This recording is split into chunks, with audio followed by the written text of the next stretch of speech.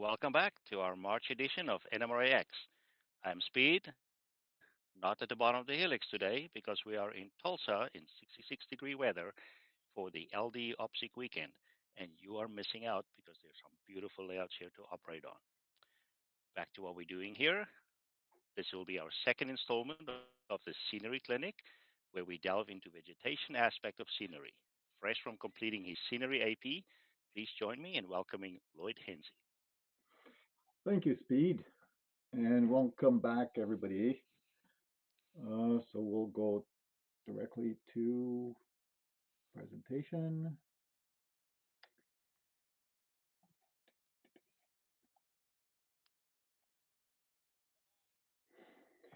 Okay, so this is pillar number two. We're going to talk about vegetation, and we're not going to talk about trees, but we're going to talk about everything else that has to do with vegetation. This is a presentation, a clinic we did, I think it was October of 2023 with our division, the St. Lawrence division of the NMRA. So we will see a little bit later that I'm just going to represent somebody that did his clinic. So let's start with vegetation.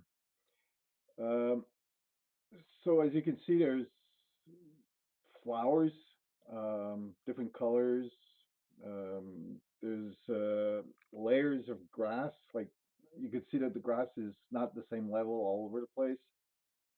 And of course, you've got bushes. So we're going to take a look at scenery material. Uh, so what kind of material do you have? You have commercial material, which does cost a lot of money or a good amount of money. From you could buy stuff from Woodland Scenics or Scenic Express or any hobby shop. You could have stuff from Michael's or the dollar store. Then you have the handmade stuff, which is going to cost a lot less. And almost everything can be handmade, almost everything. Um, Depending on what you're doing, it could be very time consuming. Um, Time consuming meaning that you need for the stuff to dry or give two layers of static grass, or it's it's not just take a place. So there's plenty of how-to videos out there that if you're looking for something specific. So as an example, you can make your own fine and medium turf from that cushion foam, um, then dye it and pass it into a blender to really shred it, and you've got your turf. Bushes can be made from twine, dyed or painted with super leaf or static grass added. Bushes can also be made with furnace filters or fine mesh with turf followed with super leaf or static grass added, etc. There's a lot of ways of doing vegetation around your layout. So basically, you decide if you want to spend money or if you want to spend time. I wrote prototypical versus freelance versus proto-lance. I'm a proto-lance person. Prototypical is you'll see an example of what one of the members has done, and it's unbelievable how it is like prototypical. Um, but basically, it's your railroad, so you have to have fun um, and enjoy what you're doing for scenery. So let's just look at a few examples. Here we have a grass mat where it's 8 inch by 11 inch, where you could buy it for $31. By the way, that's Canadian money, so you have to multiply by zero point 0.6. So we're talking about $24 for a grass mat. It's fast and easy to install. You can install the entire sheet at once, or you could cut or tear apart little bits and pieces and match up with other grass mats that you have. And the looks are very realistic. Or the same amount, 8 by 11, you could do it for 60 cents. It's very time consuming, especially if you have to do some layering to get different heights on your static grass. and it looks realistic. Unless you're very artistic, then it could become um, very realistic. You got Tufts, which is about $23 for an 8 by 5. It's fast and easy to install. I would say it's realistic, not very, because you're very limited on the colors and the length. Unless you want to create a second layer of your on your own, but you might as well do it yourself. Um, so if you compare it to handmade, you're talking about 40 cents for the same amount. It's very time consuming for the entire process because you're going to give it one layer of static grass, well, the glue, the static grass, and if you want to give it a second layer with a different color, so it's time consuming, but at least you got more variants. So I would put it in the category as of very realistic compared to the one that you would buy. There's some bushes out there that you could buy, like 10 bushes for $24. Fast and easy to install. You can even split them up for smaller bushes. Um, Very realistic. Um, I like that product, but I also tried out making my own, and you'll see that it's not that bad. So if you do your own, you're talking about 20 cents for 10 bushes. You use twine, paint, glue, static grass, and fine turf. Time It takes about 15 minutes per bushes, but if you're going to do one, you might as well. I mean, depending on how many do you need, if you need 50 of them, it will take you less time to do. So you decide if you want to pay the full cost or you just want to pay 2% of the full cost. And of course, you have to decide, do you want to take a few minutes or do you want to take a few days? So there's it depends on how you want to do it. And also, by doing your own, it helps to be a bit artistic, or if you work with a picture to give you an idea, um, it's uh, it's not always obvious. It takes a lot of practice, but it's worth it. That's what the hobby is all about. So I'm going to talk about modeling with static grass. Um, Static grass, I mean, yeah, you could have different layers, different colors, different heights, um, and the material that could be used is also very um, different. So, what is needed? Well, you need a static grass applicator, you need white glue, you need static grass, and hairspray if you're going to create layers, or you could do it also with white glue. You need a vacuum and a nylon stocking to recuperate the, whatever is loose.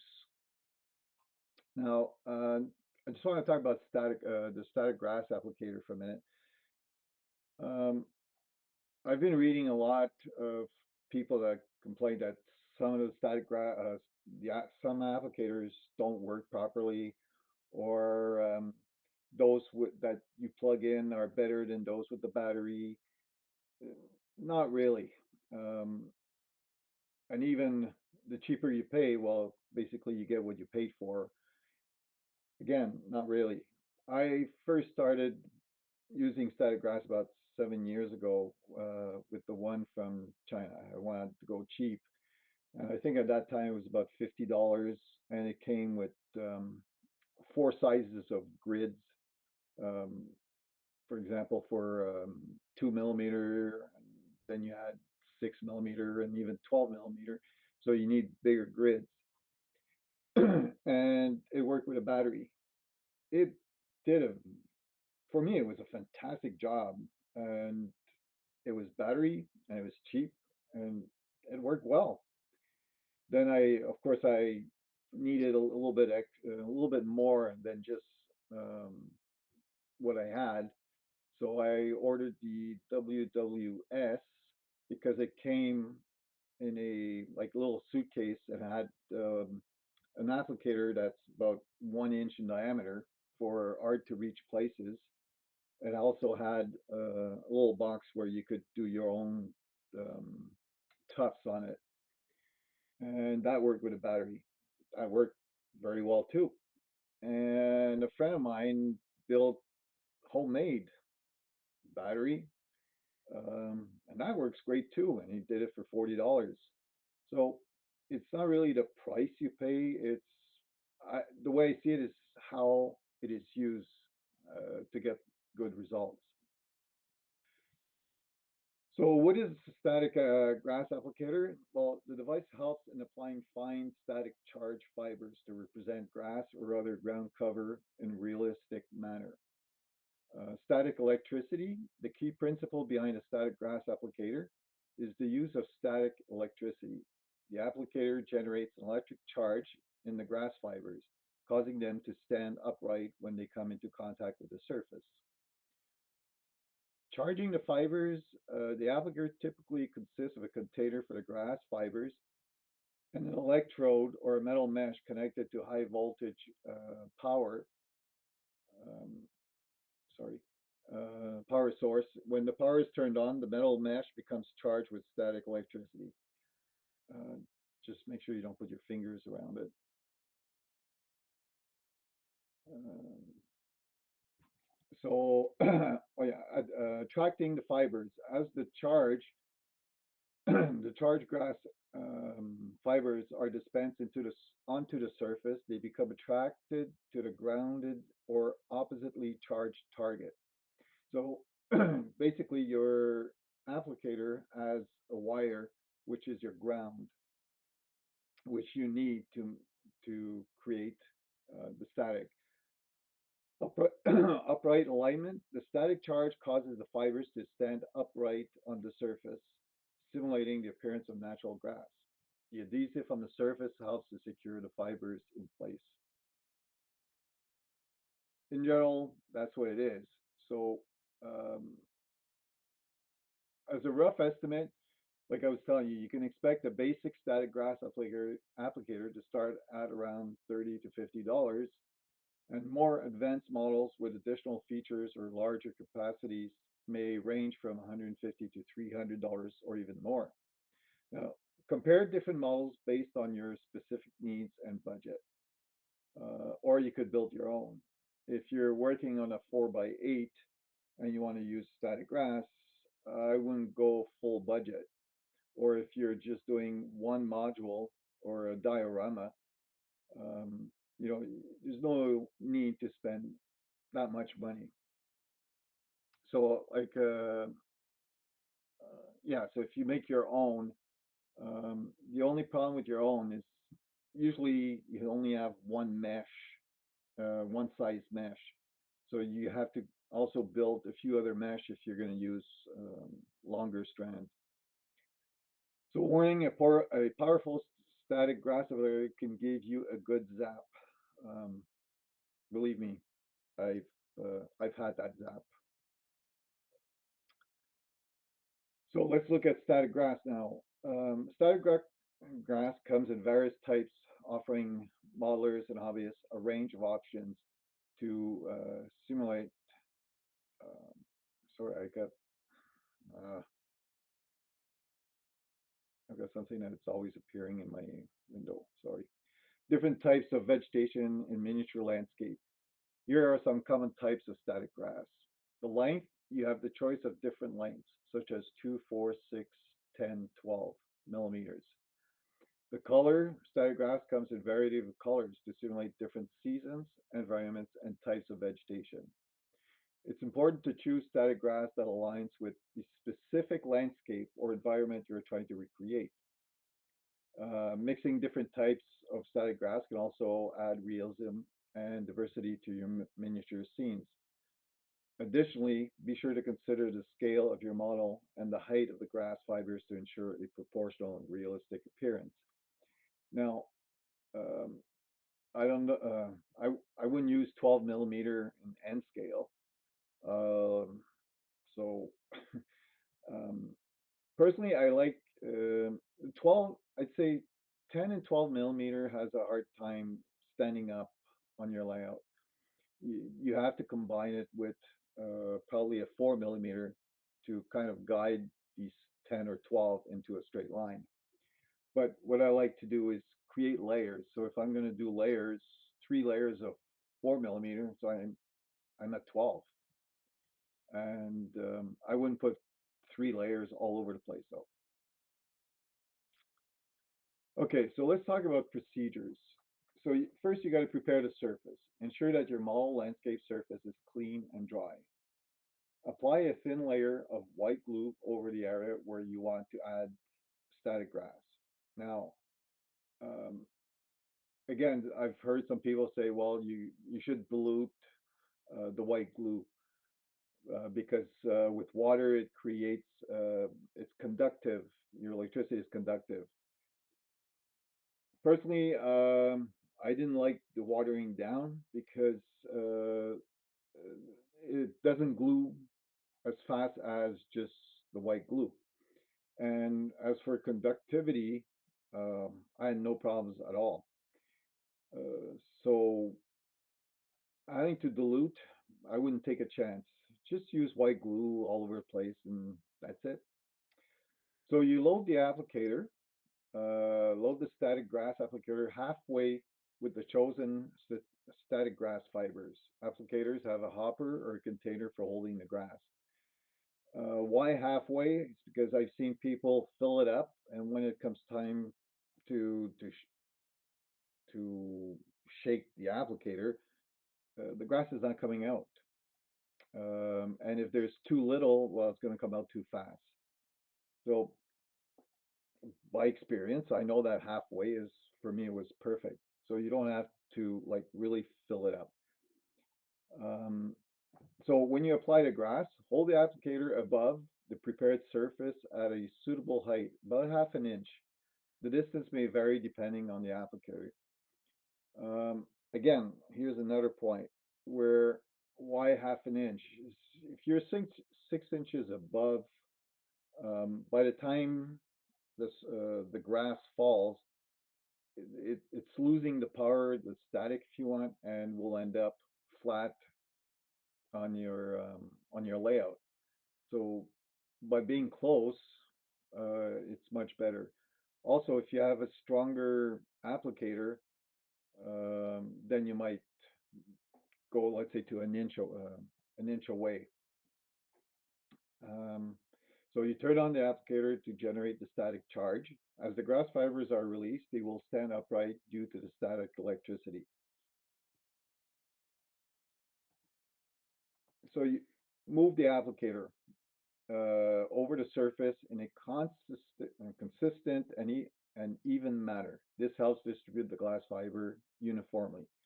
Now, here's another problem that people might have is they think that you have to shake it around, um, and pretty hard too. From left to right, they shake it, but the fibers, if you're shaking it very fast from left to right, at one point the fibers are no longer falling down straight. They're falling down at an angle. And once they hit the glue, they might just fall down. So there's no need to really shake it. Just go over it in a gentle manner, and just repeat if needed. If you're working on a larger area, repeat the process in sections, ensuring that each section receives enough static grass. When I say section, um, it could be 8 inch by 8 inch at a time.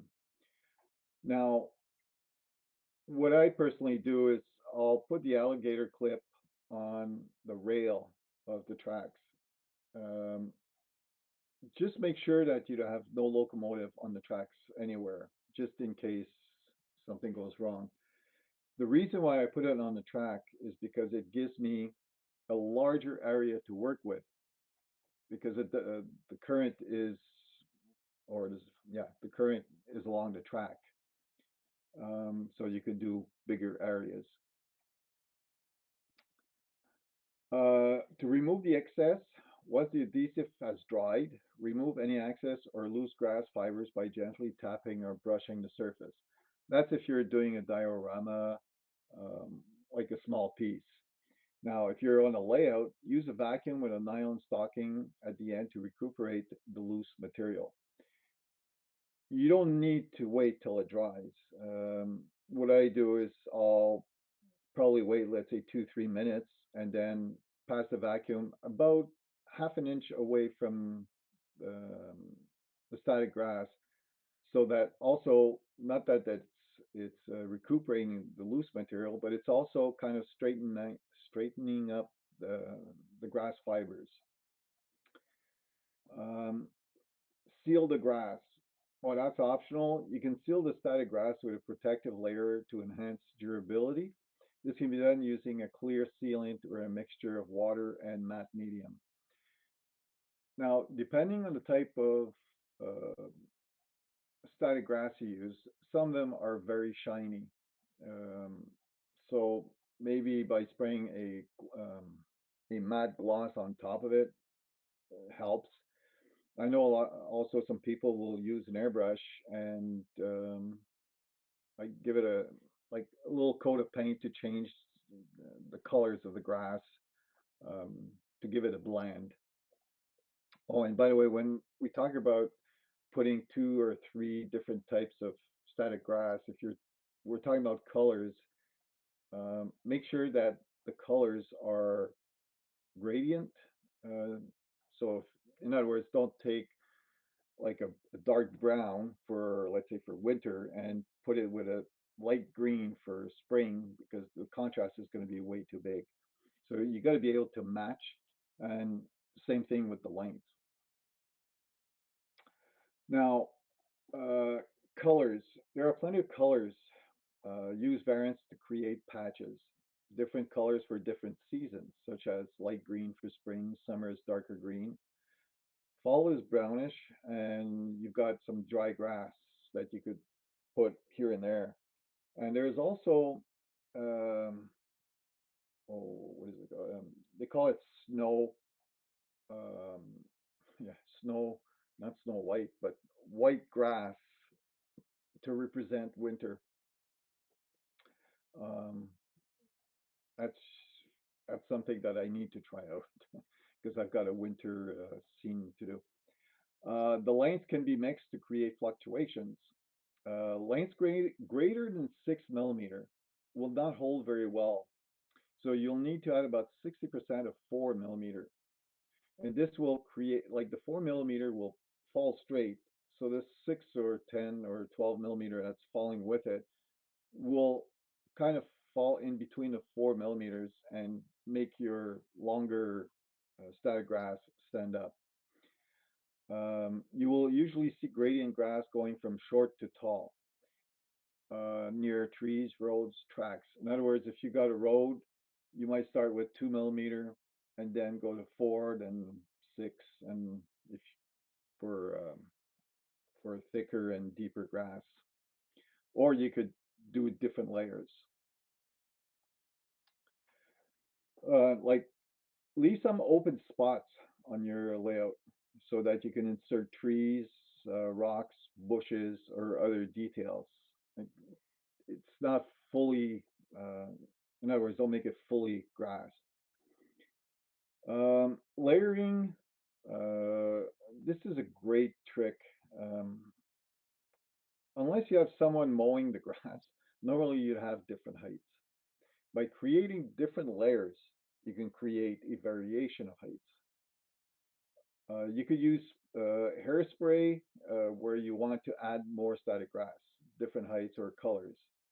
Or if you wait till your static grass is completely dry, what you could do is get one of those, I think it's 1 inch round brush, and you just dab it into white glue and just barely touch the points of the grass that's already um, that's already set, and that way you could give it a second coat. But airspray is uh, much faster, much easier. Um, what I also do is I'll take a piece of paper, let's say 8.5 by 11, and I'll make holes in it, like big holes, and just put that piece of paper on top of my grass. Use this hairspray, remove the grass, and then use my static grass so it will only glue to the part where I wanted um, like a second layer or a different color. If you're going to do that with 2 or 3 layers, make sure you wait till each layer is fully dry because at one point, if you're using airspray, then you're putting a layer of static grass, hairspray, a layer of static grass, it becomes heavy. And next thing you'll know is that everything will kind of squish down and it won't look nice. Um, Add a layer of flowers by sprinkling them on hairsprayed areas or by dabbing white glue on static grass. Um, you can also sprinkle, like to finish your the area you're working on. You could always sprinkle, not use the static grass applicator, but just sprinkle 2 millimeter grass, static grass, to give it a different shade um, wherever you wherever you decide. So other uses of static grass, well, like I said, you can make tufts, flower tufts, strings of tufts. Um, you can make shrubs, and of course, you could use it on trees. So static grass is a very useful tool or method to for your scenery. Okay, now we come to shrubs, bushes, and wildflowers. Malcolm Vent, a member at our division, that was his um, specialty. So he gave us a clinic on how to model, yeah, how to model bushes and wildflowers. It was very interesting. Uh, Sorry. So there are several bushes. Oh yeah, since we're from the St. Lawrence Division, which is Ottawa, which is basically southeastern Ontario. Uh, the bushes that are very common in Ottawa are especially in wetlands and along the riverbanks. A few examples are red osier dogwood with distinctive red bark, black hawthorn and alder buckthorn with black bark, and bush honeysuckle. They all have a roughly similar bush shape, with typically many parallel stems, or stems coming from a central root ball. Common buckthorn has gray bark with many parallel stems, and examples will follow. It's also common to find small, low-growing evergreens such as junipers. Red osier dogwood with distinctive red bark and common root ball. The winter shot shows the structure pretty well. And what we mean by root ball is, as you can see, everything goes into, like, if you were to remove it, it's one big ball, and it's pretty hard to remove. Black hawthorn, black bark, and parallel stems. Alder buckthorn, black bark, and common central root ball. Common buckthorn has gray bark with many parallel stems. Bush honeysuckle, common root ball. If you can see in a picture here, uh, when I was saying leave some open grass so that you could put bushes, you can see that there's not much grass around it. And you've got your common juniper, low-growing evergreens.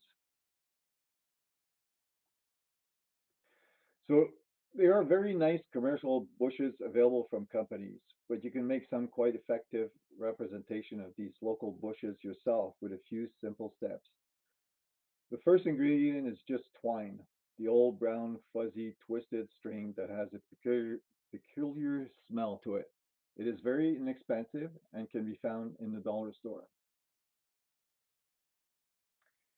Then we need some carpenter glue, hairspray, India ink of your preferred color for the bush bark, and IPA 99%. For the structure of some of the bushes, we'll use 4 millimeter and 6 millimeter static grass of a color that matches our bush undergrowth. For others, we'll apply fine turf directly to the twine. Finally, we'll be adding fine turf from Woodland Scenics, the T49 for leaves. Again, choose it to match your desired leaf color. The first you got to cut the twine to length, appropriate for your bushes, and then dip one end in a bit of carpenter glue, or you could use hot glue um, to hold it up. This will hold the strands together. So let dry throughout leaf. Prepare your ink with a 50-50 mix of ink and IPA. Here he's using burnt sienna ink for red bark scrub plant. He uses black for gray black bark and gray for light gray and green for green weeds. Next, you dip each string in an ink mixture while holding on to the glue end. Set aside to dry on a paper towel. Dried strings for various sizes scrub bushes in red and black. Note that the curly strings have straightened out while they dried at, which is a bonus because, yeah, it helps if they're pretty straight. Once dry, tease apart the strands in each string. This will be the main branch structure. Trim some of the strands to varied lengths so it looks more natural. Now we add some structure. You spray the spread out bush with he uses unscented. I think we all do um, use unscented ones. For full shaped shrubs, gently sprinkle in the static grass of desired length. Try not to clump it. You found that 4 to 6 millimeter works best for this. Choose a color that will blend in with the bush. They can appear shiny in the light, so we'll skip this step for now. Um, but make sure it doesn't clump because it clumps very easy. So you really drop it from a height, um, let's say from a good 6 inches. So when set, repeat the process with hairspray and fine turf of your choice of color. Again, avoiding clumping and shake off the excess.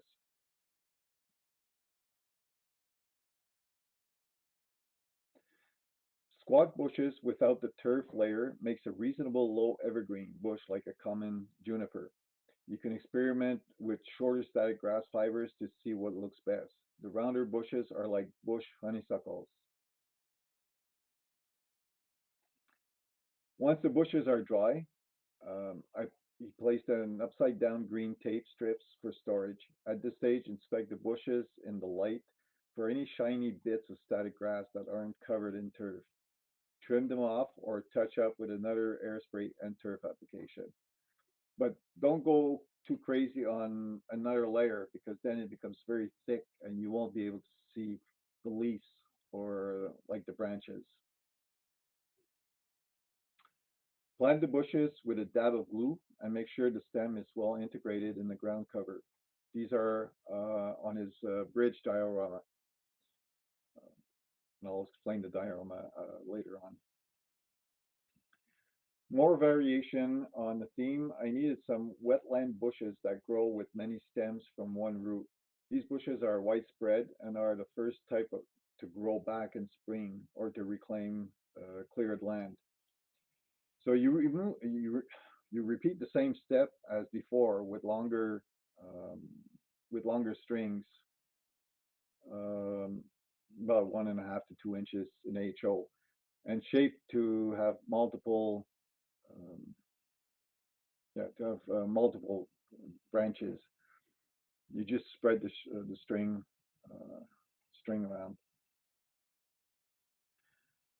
Other type of plants that grow in wetlands upslope from the marsh grasses and cattails are red bark, multi-stem red osier dogwood, and black bark alder buckthorn. He uses 1 inch string dyed with burnt sienna ink to replace the red bark and black for the black bark. In this case, we want them to be thinner and not as bushy. So each string is cut at the glued end to make 4 stalks. There can be further thin and shaped.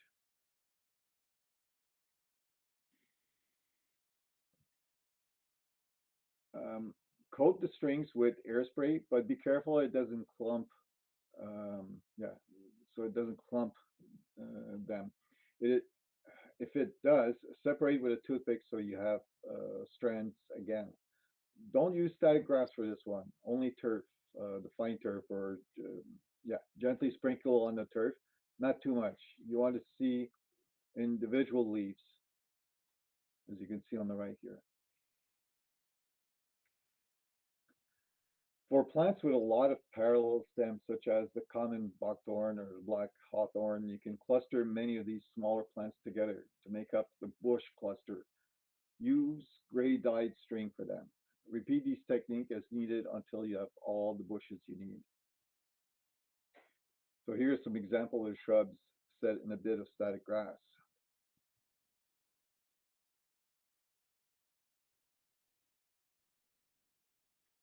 Jute can also be used to make generic green weeds that grow in small clumps or singly. Using the same technique as of the dogwood, thin out the jute clump by further subdividing the original blue jute strains. Dye a green color. I use my thin green acrylic ink. Tease out the strands so individual jute fibers are left. Now we're getting thinner and thinner. Use hairspray. Attach a thin group of fine green turf along the length. When dry, cut the strands into groups of 1 to 3 fibers. When you're ready to plant, and plant directly with a bit of glue on the ends. Here's an example of the use of these weeds, where you see the red arrows. This is an HO scale. So before leaving the topic of bushes, there's another very effective way to make larger green leaf bushes and vines. The material are typically used for tree canopy, hair canopy from tremendous and superleaf. Select a short piece of the canopy at the end of the braid and tease it out well so individual hairs are visible. Using hairspray as glue, attach light layers of superleaf, sprinkle them on gently, and repeat if required. But again, go light because you don't want clumps. When dry, cut the entire clump from the braid and then use bits of the foliage as needed. Don't cut it from the clump until you need it. And here are some examples of use of these weeds, again with the red arrows.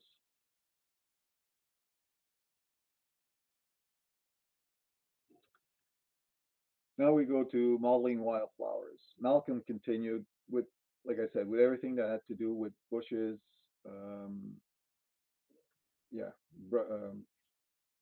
flowers. So now we're looking at flowers. There are a number of wildflowers that are very common in Ottawa area, such as purple loosestrife, goldenrod, curly and bitter dock, Queen Anne's lace, Joe Pye, and milkweed. These plants can all be modeled in a similar fashion with just the detail changing. Here's what the plants look like.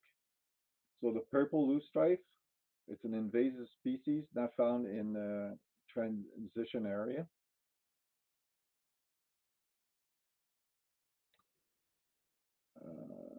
So you got the duck, curly, and bitter. This is a brown colored weed seen in fields in summer. The green leaves at the bottom of the plants are different for the two types.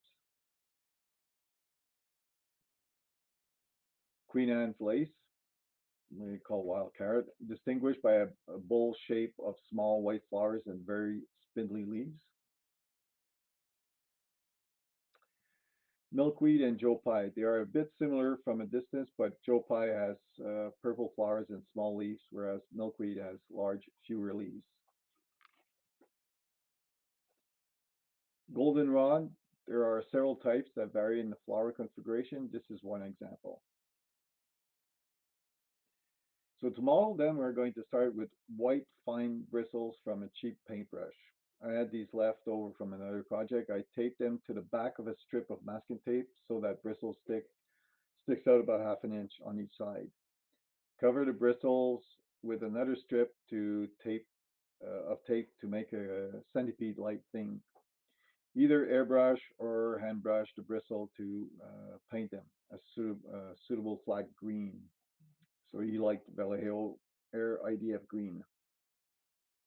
The strip already has been painted and the leaves applied. For most of the wildflowers, I use fine turf weeds or fine turf grass from Woodland Scenics. I airsprayed the strip and then gently dragged it through a flat lid with a small pile of turf. Repeat for coverage desired. The flower portion of the plant was normally one of the combinations of Woodland Scenics pollen colors, flowers, or plant use. The pollen is the finest of the three. Purple loosestrife, a stem covered with a few fine turf leaves at bottom and mostly coated with purple pollen. Curly dock, a few super leaves at the bottom and brownish plant hue applied to the rest. Queen Anne's lace, a bare stem with a bit of green polyfiber at the base and white WS flowers at the top. Joe Pye, fine turf used as leaves and stems coated well. Flower is mainly purple pollen with a bit of dark brown plant hue.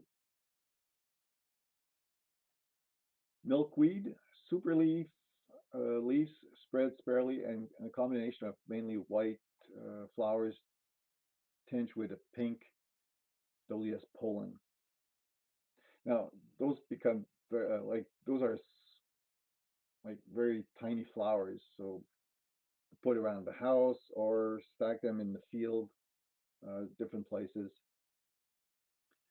Now, the goldenrod for a simple model, I used yellow pollen up top and fine turf on the stem. But I wanted to try to see if I could fool my picture this plant identification app. After a bit of experimentation, I was able to. Just on a side note, uh, it's an app which is called Picture This. So basically, you take a picture of the plant and it will tell you what kind of plant it is. I made the flower part by dragging fine silk thread through a lid of diluted Mod Podge matte medium, then dragging the gluey thread over a flat lid with a layer of yellow pollen on it. Then the thread was cut into very short lengths and carefully glued with gel CA on the top of the plant stem.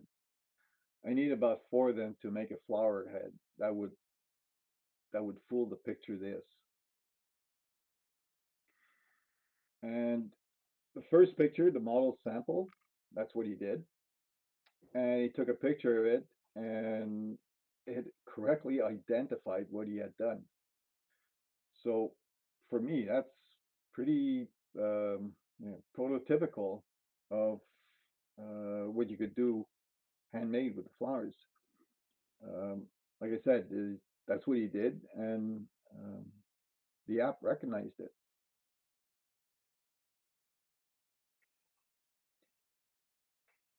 So all this was done on November 25th. We had what we call the Vegetation hands-on clinic. So we had a presentation, and then we went in the afternoon.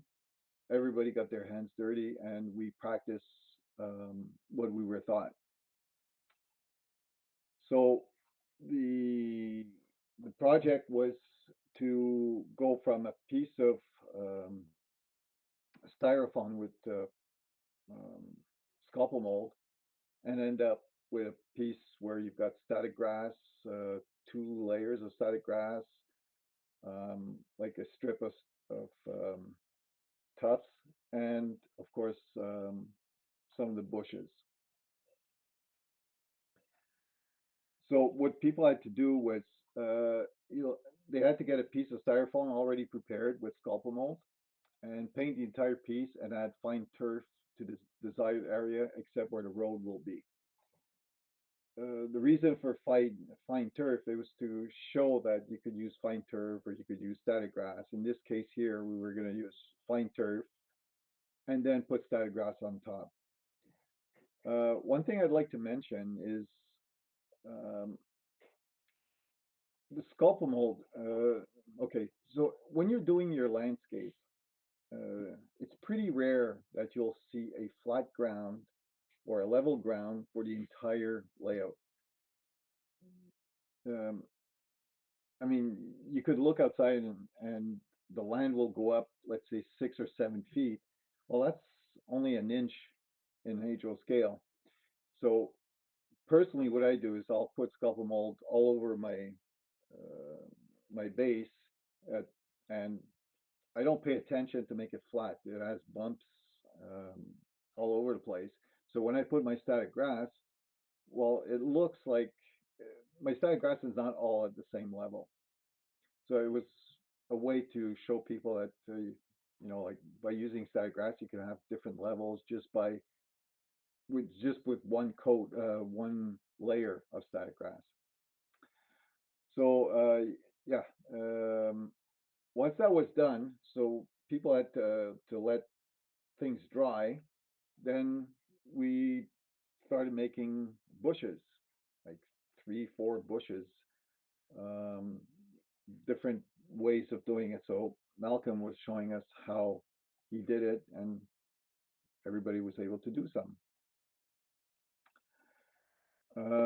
Now that we all know how to make different bushes, it was static grass time. So we did a demonstration of how to do layered um, static grass, um, just to show that like it's not too complicated, and of course how to make tufts um, with the static grass. So a lot of people were using static grass for first time, um, and like I said, one of our members had built, I think it was 10 or 12 homemade static grass applicators, and he brought them over, so it was accessible to everybody. So the first layer of static grass, so people had to do their static grass, but then after 3 hours, it was time to go home. So everybody had some homework to do, which was to uh, make a second and a third layer of static grass, and then to incorporate the bushes they had done and make a road with grass, and also to put flowers. So this was during our clinic. You can see some of the people what they had done. On the left, bottom left, you have Malcolm showing us how to do. He was doing a hands-on presentation. Top right is a member working on one of the bushes. Now, since this is part 2 of a clinic, which is vegetation, the first part was rock work, and everybody that's there at the clinic are working on a diorama so that they can include everything they will learn. Like next month, um, like the white part, next month is going to be water. So people have prepared um, the water scene so that they can be ready when we do our clinic on water. So these are 2 examples of dioramas of members that are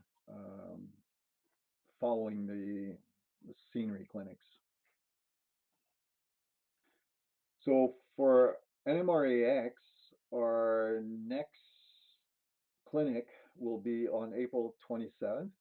We'll be touching all types of water features, streams, rivers, waterfalls, um, anything that has to do with water. So it will be very interesting to see the different types of waters you can do. Of course, most people, like everybody knows about the resin or the gel, but there's other ways of doing water. Um, and that's it. So if you have any questions, um, I'll be happy to answer. Lloyd, can you hear me? Yes. So let's ask a few quick questions. The tufts from Scene Master, does that come in other scales than HO? Uh, The Ew. picture you showed HO scale. Yeah, that's the only one I know of. I can't say if it. No, sorry, I really can't say. Okay. So with the static grass applicator, how big an area can you do at a time? Well, if you,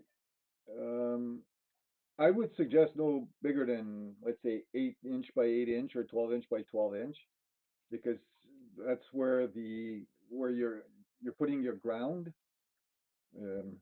pin when you're using the applicator.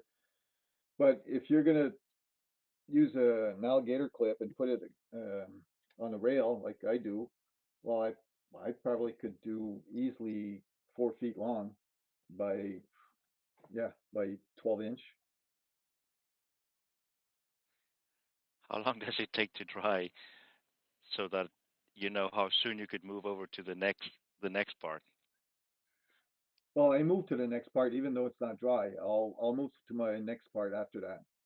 Okay. Um, And then once I and Yeah. you said those people put it in their cars and took it home after 3 hours, or Oh no, it wasn't finished when they took it home. but it was But still drying. yeah, well, they worked on a 4 inch by 6 inch piece of styrofoam that they brought home, but it wasn't dry. And Okay. and people work on their diorama for next month. Cool. Can you mix the different colors and the different lengths, or do you have to do one type at a time? No, you can mix. Is that if you mix, you have no control of what you intend to have. It's like designing a layout. You're designing your your vegetation. What are you going to put? Where are you going to put your bushes? Or is what part of your grass is going to be thicker than another part? Um, is the grass going to be um, at facing the sun all the time, so it's going to be a light green versus grass that's going to be just against the rocks where it's going to be darker green. So you got to kind of plan, or if you don't want to plan, well, you have a pretty good idea. But if you look at the bag, it's all the same green. Yeah. Don't you want something that's mixed in a bit and it's not just that one color green? No. Okay. Okay. I'll just give you my experience. Is that when I start, I'll use a 4 millimeter grass, and I'll put two colors, Okay. two different Yeah. colors, but they're both 4 millimeter. And then I'll decide later which part I want to give like a second layer or a third part. Okay. Um, do you have different advice for N scale or O scale? No, I think it works the same way. The principle of using static grass or doing the shrubs is the same thing. Um, I don't see anything different because it's a different scale. The only thing in N scale is that, yeah, it's going to be shorter. You're going to be working a lot with 2 millimeter. Okay, then the last question for tonight is, would you be willing to share the slides somewhere, or do you already have it on your division website? Yeah, it's on our division website. I could send it to NMRA. What do you, isn't there a place with Facebook group? to the group? Yeah, With, NMRA group. yes. Yeah. Cool. Let me just quickly see if there's any more questions. Doot. People say thank you, and thank you. Thank you, Lloyd. Thank you for the first clinic of today's NMRAx. Um, we will see you in about 5 minutes. Okay.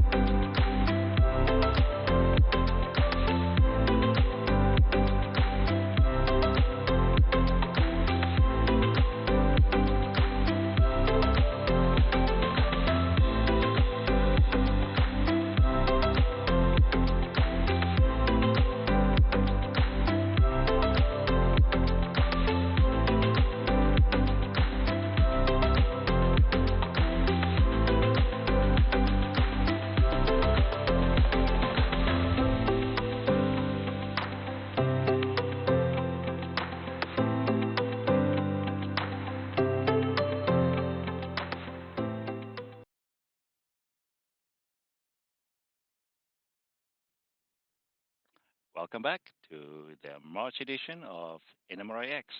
I'm Speed, today not at the bottom of the helix. I'm in the jump seat in the back of a pickup truck. I would call it the third row because it's very bumpy back here.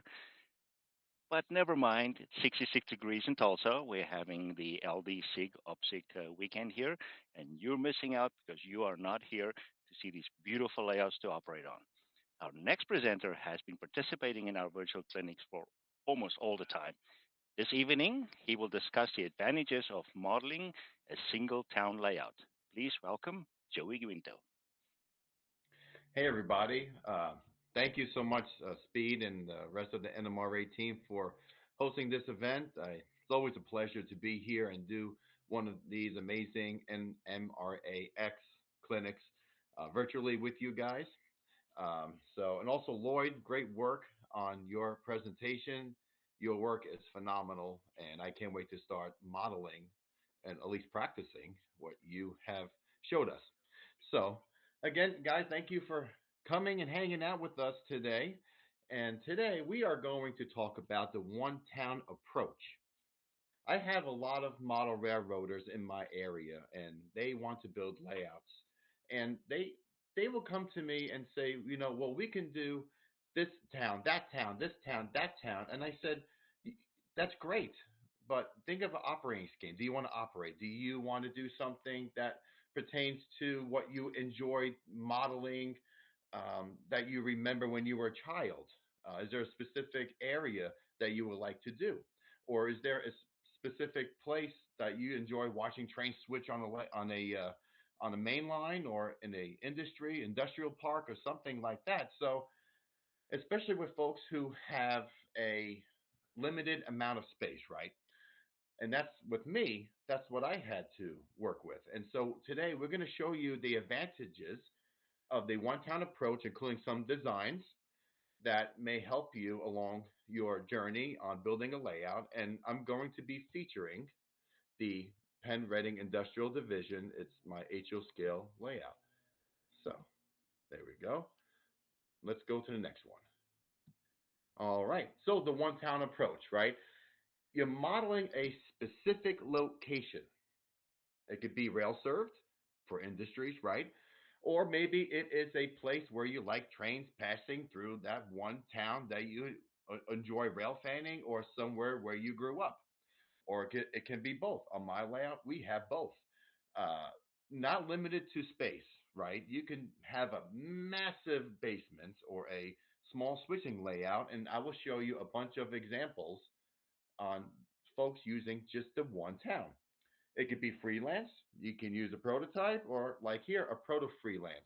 Sky's the limit, right? All right, so let's go to the next one here. So, what are your goals? What do you enjoy? What do you want to do on your in your town? What do you want to create? So we have folks who may like just the rail fanning. They enjoy watching the trains passing through the town. There is a phenomenal spot on the Conrail River line when I was a kid. It's milepost or control point 26, and it was a small town of I think Valley Cottage, New York, and man, it's just fun just watching trains go through this little tiny New York town, right? And and and so that was for me. That'll be fun to have something to rail fan. Where also maybe the trains may not be the main attraction, right? Maybe you enjoy building and creating scenes along the main line, stores, food establishments, um, beautiful scenery, where the trains are mainly the background, not necessarily up front, like like the main attraction, right? Also, we have operations. Some folks enjoy the switching or the enjoyment of switching industries. They enjoy operating a layout where you can do an op session, or you can, like here, where the trains are the main attraction, where you're visually watching the trains and you are operating and switching the industries. Okay, so there are both goals, two different goals you can have here, where again, you just like the trains passing through the town, or you can have something where it's just switching industries, or you can do both. On my layout, I have both. So here's an example. Here's Vic Smith's city edge layout, and this is a Vic Smith photo, so I'll give him credit for that. Here, a rail fanning style layout. We have trains that roll through the city. Structures and the city scenes are the main attraction, right? They go through the city itself, the town. It's yes, they're not, like I said, they're not the main attraction. His buildings are what the main attractions. The little scenes he creates in front and behind the trains and on his little, let's say, like the food establishments, the dealerships. He has like a biker gang that comes out. So that is his main attraction, are the structures that he builds and the overall rail fanning of the city itself. And the trains roll in and out. Now on his layout, if you look backstage per se, he does have a spot where he has staging, so he can have trains going. I believe that you could switch out locomotives. He can switch out a few things here and there. So it's it's mainly what you see here is what the layout is, and it's just a train rolling through the city. It's rail fanning. Now you have something on the other spectrum. Bob Fowlfield's Canadian Pacific Gold Sub. This is a photo that Bob took, so credit for him for that. And his layout is centered around the town of Woodstock. And so he has a beautiful design where the trains are going out of staging and they pass through the town, but he also has industries. So he's concentrating on the one town that he grew up in. And he has trains going from staging through the town, switching the town, and back into staging. And this is the layout that inspired me to do what I am doing today. Was Bob Fallowfield's CP Gold Sub. And you have another sort of in the middle spectrum here. You got Lance Meinheim's CSX's Miami Downtown Spur, which is pure switching operations, and it's the one industrial town. Okay, and so here's is the one town. It's the section of the corner of Miami, and you can see here he has staging on the top here and on the bottom, and he is concentrating on switching industries. But he's not modeling Tallahassee. He's not going out to Orlando or Fort Lauderdale. He's concentrating on this one section. And this will help focus you on one, a design that can be fairly simple. Two, concentrate on the buildings and scenery that are within this town and area that you are modeling. Also, it limits you to purchasing models that go for what you are modeling in this town.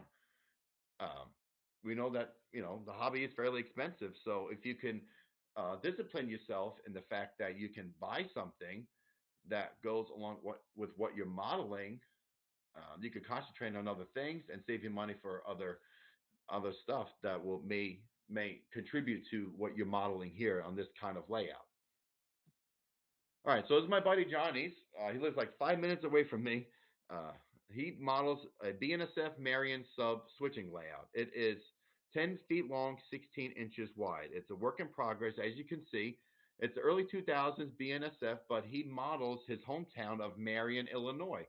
The industries are inspired by the Crab Orchard and Egyptian Railroad. So he does the one town, and eventually the backdrops will feature a lot of the main, I would say, establishments that are along the Crab Orchard and Egyptian Railroad. And so that will include some of the iconic buildings in that area where the grade crossings go through. So so you have something like that, right? And so here's another side. So he has all those industries. So it's something very simple, but it's still just the one town. He's not trying to model multiple towns in this small little switching layout, which by the way is a challenge and a lot of fun to operate. Okay, a railroad town. So a railroad town, based on Google, is a railroad. The definition is called a railway town, or railroad town is a settlement that originated or was greatly developed because of a railway station or junction at its site. Cool. Okay. So what's in a railroad town? You may have a station, a junction, railroad interchange, a yard, industry, maybe a terminal, or all of the above. You look at Kansas City. This is the Kansas City bottoms. Just look at this one photo here. You look down here. You have a team track or a rip track here. You have some switching. You have the main lines, and you have the beautiful backdrops of Kansas City bottoms. So it means sky's the limit. You can have everything, and probably if you decide to model parts of Kansas City. And I'm not talking about modeling mile per mile or foot by foot. I'm talking about just overall using modeling licensing to replicate or model something that's the actual town itself. Okay. So concepts. So very, very simple. If you want to do point to point, kind of like Bob Fallowfield's layout, you have staging, and then you have the railroad town, and then go back into staging. Very, very simple concept. That's pretty much what we're doing, modeling in the railroad town. So here's something, if you want something around the room. So here's a little design here. So you have, let's say up here, you have your yard interchange. Let's say you have a class one and a short line. And this can also act as your staging, right? Now, I say suburb, but maybe the outskirts of town. So don't forget, we always need some negative space on a layout. It relaxes our eyes from all the busyness on a big layout. Let's say there's a big layout, right? And you're doing a really big railroad town. And so to have the outskirts of the town where you want to do some scenery, maybe some like a farm scene, something that's just a breathable space before you get back into the rest of the layout here. So you have here, down here, you have maybe the main town and the yard. You have an industrial park here. So you have everything. You can do your loops where you can run trains around the layout, or you can do where, well, actually you have your industrial park. So you have your switching operations. You do have your yard, and you still have the big town, right? So that's another concept that you can do. This and it doesn't have to be a square or a rectangle. It could be a triangle or octagon. Doesn't matter, as long as it's something that fits in where the space that you want to model. That's all that matters. Okay, so I had to look for a specific location or actually a town. Let's do a town, right? That's what we're doing here. And I was going through a bunch of different towns, and I finally picked one here. And this is Ridgefield Park, New Jersey, which is control point 5 to control point 7, just about 2 miles long. Okay, and this is the research you can do with Google Maps. This is a photo my father took back in the late 90s. It shows August 1st, 1997. So back in those days, actually prior to that, this was the start of the Conrail River line. Prior to that was in New York Central, and then it went to eventually CSX. So you have Class 1, and you also have the New York Susquehanna and Western. So you have a short line. You have both through freights and switching operations. You have an engine terminal. Oh my gosh, now you have an interchange. There are both, you have residential industrial scenery, and you have waterway, bridges, and overpasses. You have all of this stuff within the 2 miles. By the way, this is making me excited to probably model this in the future. So let's go. So look how big. This is Ridgefield Park, New Jersey, just right here. This little spot. So where those bridges are, it starts down here and it goes whoop, right up here to I-80 Express, I-80 highway right here. So this is it. This is what you're modeling. This whole section here. That's it. Okay, so let's go to the next one. So now we're looking south, okay? This is looking south. That's the Hackensack River. So let's say you start your layout right where these bridges are, okay? Right in front of you is a foundation of an old restaurant. They had the most juiciest hamburgers that I could remember before it was torn down, okay? And these bridges are movable bridges to let small boats, I guess. I don't know if they move anymore, but I knew back in the day they used to. But now you have you use your modeling skills to build a water scene, bridges, old foundation if you want to do March 2022, where this photo was actually taken, or you could go back into the 90s where there was a restaurant. So now we're on the crossing, and we're still looking south. Okay, this is the Conrail now CSX River Line. South of here is the North Bergen Intermodal Terminal. So in your staging, you can have the CSX, or prior to that, the Conrail or New York Central North Bergen Intermodal Terminal. And even further south than that, you have Oak Island Yard, which I believe was the ex Lehigh Valley, but also Conrail and now CSX. And and also to the right, you have right along here, you have the New York Susquehanna and Western Little Ferry Yard, which is now Richfield Heights Auto Terminal. Oh my gosh, now you have mixed rates, intermodal, Autorex, and well cars, stack cars. Sky's the limit here, guys, right? And if you start your layout, you can start it like I said beyond the just right on beyond the south end of the bridges. That's where you start. And this is March 2022. So if you want to do modern, this is it used to be single track, now it's double track, and you have your options to model both wooden ties and concrete ties, and all of this beyond these bridges can be staging. Okay, so yeah, this is making me excited here. All right, so now we're turning our heads to the north, whoop, this way, right? Looking on the other side, this is looking north. And there you have the New York Susquehanna and Western Engine Facility. There is the interchange track going along here. So you have your interchange. You have the Route 46 overpass right here. And you have your industrial buildings. So now you can model a little bit of the industrial side of the rail line. And again, double track here. Again, used to be a single track, but look, you have all this stuff here. So if you decide to March 2022, look at all the neat stuff that's already here for you. Okay. Now we're walking up the road to Route 46 overpass. This is an old overpass. You can see here, I see a lot of kit bashing and some scratch building going on right here, right? You have some scenic elements. You have trees, bushes. You have a road. You have some elevation differences, right?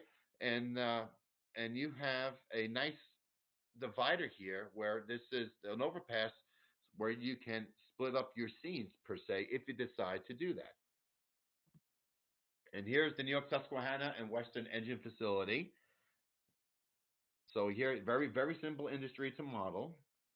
And if you look back now, if you go back to the 90s, they had GP18s. Oh boy, those things! I used to watch those things shove 82 cars back to Little Ferry going south. And those little things had a lot of horses in them to move those kind of cars. And here's in like a XSD45. So going from the 90s into the 2000s, you had patched Southern Pacific engines. So sky's the limit, guys, for something like this. So if you like this kind of modeling, it's really fun to me. And look at this. This is springtime, so you look a lot of trees and all that. So there's a lot of things you can do here. Again, here's another side view. Here's March 2022. Very current with your aces sitting here and Susquehanna patching, right? You have the signal bridge here. You have your control point 5. You have a very crooked, based on the camera here, crooked telephone pole. And then you have the main lines here. So you have a billboard. Again, there's a lot of stuff here. And now we're going to continue north. We're looking south, but we're walking up the road here. We're on Cedar Street, and you have the signal bridge down here, way down here in the distance. And you have a nice sweeping curve, a lot of scenic elements here. You have a residential neighborhood, right? It's a little bit on the hill, and I believe it was two tracks back in the New York Central days. But the cool part is, if you're modeling something like this, and it's just the one town, I've seen train races go through here. So I've seen CSX trains on the Susquehanna cross over onto their main line. I've seen CSX trains on the main line that will cross over back to Little Ferry. So there's so much you can do and use your trains as the main attraction along with background, where it's not the main attraction as well. Okay, so now we're turning our heads, whoop, going north. Okay, this is the original New York Central train station. It's now a bank. The You have both residential, industrial setting. Okay, you have your shops and food establishments. So there's a lot going on. Just again, this is only 2 miles, maybe 3 miles of track that you're working with, and you're doing just the one town. You're not going all over the United States trying to model everything. It's right here for you. Okay. Okay, we're walking north, right, past that station, and we're looking south. Now you're on Mount Vernon Street. If you look to the left, they did a lot of cleanup here on this road, by the way. This is May 2022, and look, it's pretty. You have a lot of scenic elements going on, trees. You have your sidewalks. You have your stores and other businesses, and to the right, you have your more of your industrial. Okay, and there's an access road right here that's public. You can drive down and goes all the way down back south towards the other crossing where the bridges were. So, and here you have a nice crossing. So you have your idea of having trains blowing for the crossing. So you get your rail fanning in and you get your switching. You ready for your switching? We're going to look north now. You have the New York Susquehanna Western Yard. So you have something where you can block cars, build the trains, and just switch them and move them down to little ferry staging. Something very simple. Okay, and this is also Industrial Avenue along the side here. Look at the height variation between the yard and main line. So now you're working on different elevations, which can be a challenge in model railroading. But I mean, guys, the practice makes perfect, right? So why don't try something like this? So now we're going into staging. We're going right into staging. The I-80 overpass is pretty much your cutoff point because now you go into Hackensack, New Jersey, on the other side of the highway overpass. So your view block into staging is your overpass, and your main line curves away this way. It goes whoop that way, and the New York Susquehanna, I believe it goes north up to Buffalo. Correct me if I'm mistaken. I believe the train is SU-99 is what they use to go through, but I could be wrong. But you have the Hackensack River, right? So there's a lot of stuff going on, and just a small section of New Jersey. Okay, so Ridgefield Park, New Jersey layout plan. So again, this could be any shape you want to do. Let's say it's side, straight through like this, very straight. You have to the left, you're staging south. You have North Bergen Yard, Little Ferry Yard, Oak Island Classification Yard. All of that is in staging. And then entering the railroad town, where is your visible layout, you have the movable bridges, Control Point 5, the New York Susquehanna and Western Facility, Route 46 overpass that could be divided to the next section of the layout, and you have the industrial portion of the layout, right? And so you go to the next side, you have the New York Central Station, you have the New York Susquehanna and Western Yard, Mount Vernon Street crossing, your residential industrial scenery. And now you go back into staging, going northbound. You got CSX trains to Selkirk, and the Susquehanna goes somewhere off distance.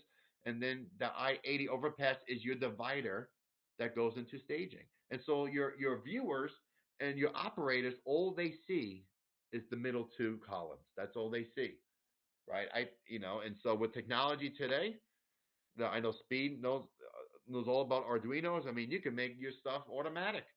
Have these trains go in and out automatically in and out of staging. So, there's your layout plan for Ridgefield Park. All right, now the one-town approach on the Penn Reading Industrial Division.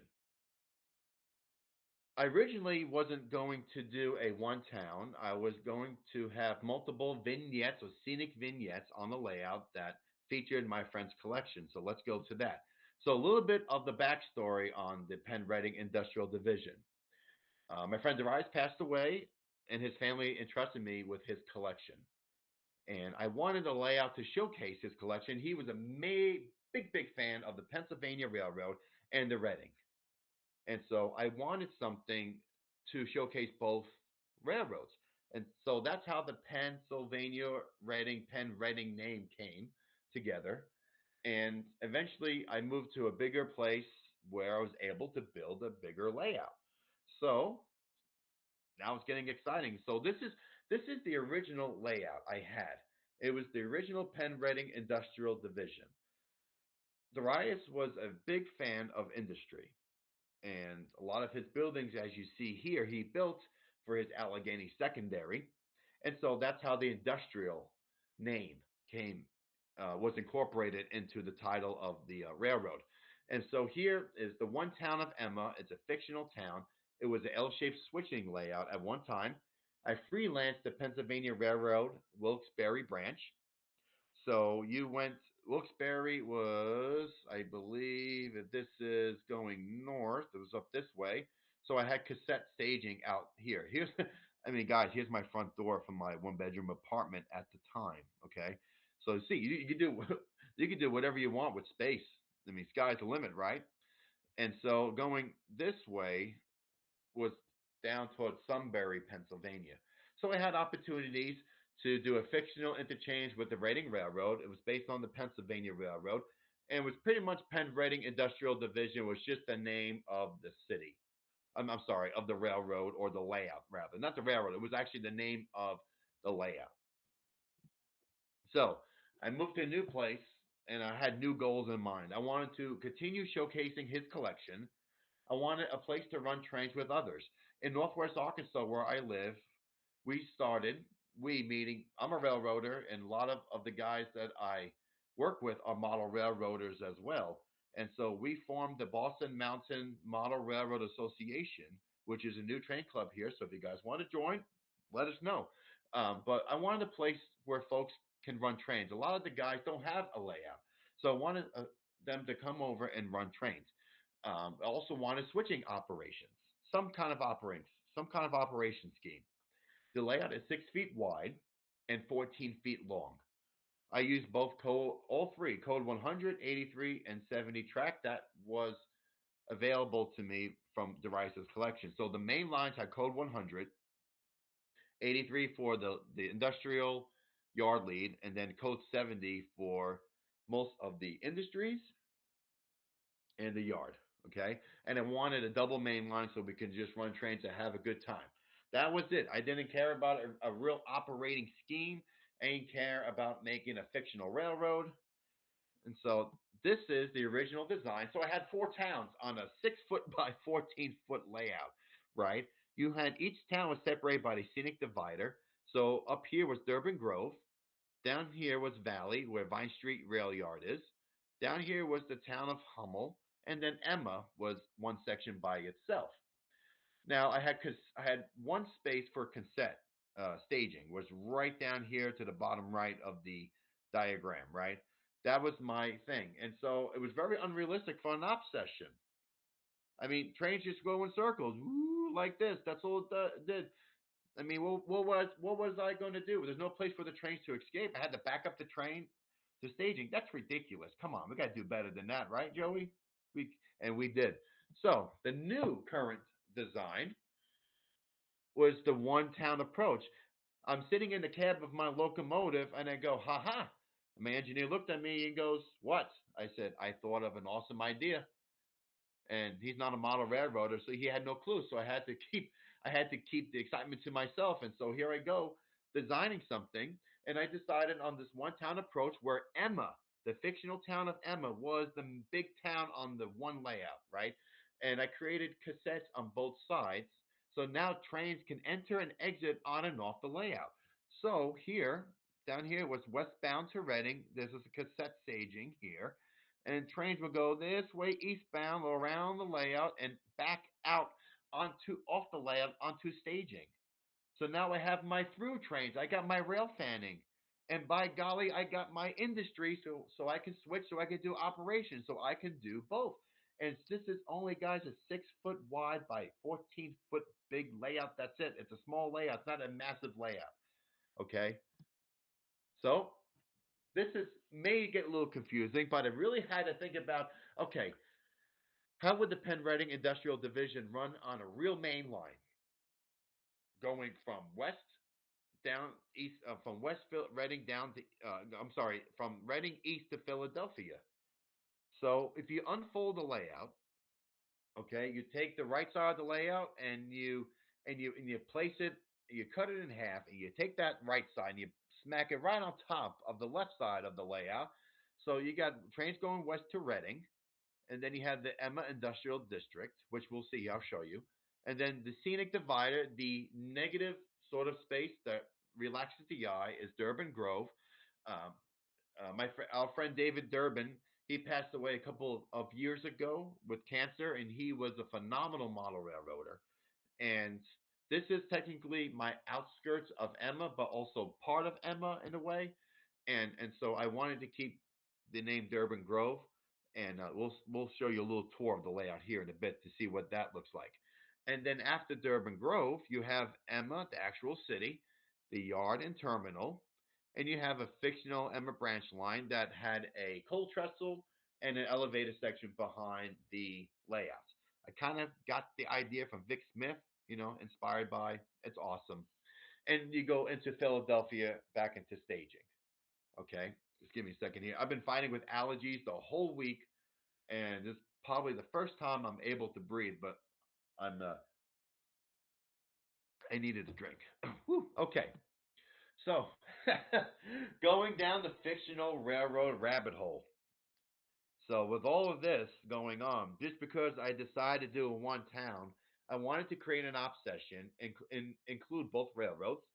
So I used the Pennsylvania Reading seashore lines for inspiration, and I also used the Reading Railroad's main line from Reading, well, technically Pottsville, to Reading to Philadelphia, that main line, as a model for the Penn Reading Industrial Division. So I put that the Penn Reading seashore lines decided to make a subsidy railroad that's called the Penn Reading Industrial Division, primarily all freight traffic, and it expands its operations from from Philadelphia all the way to Reading.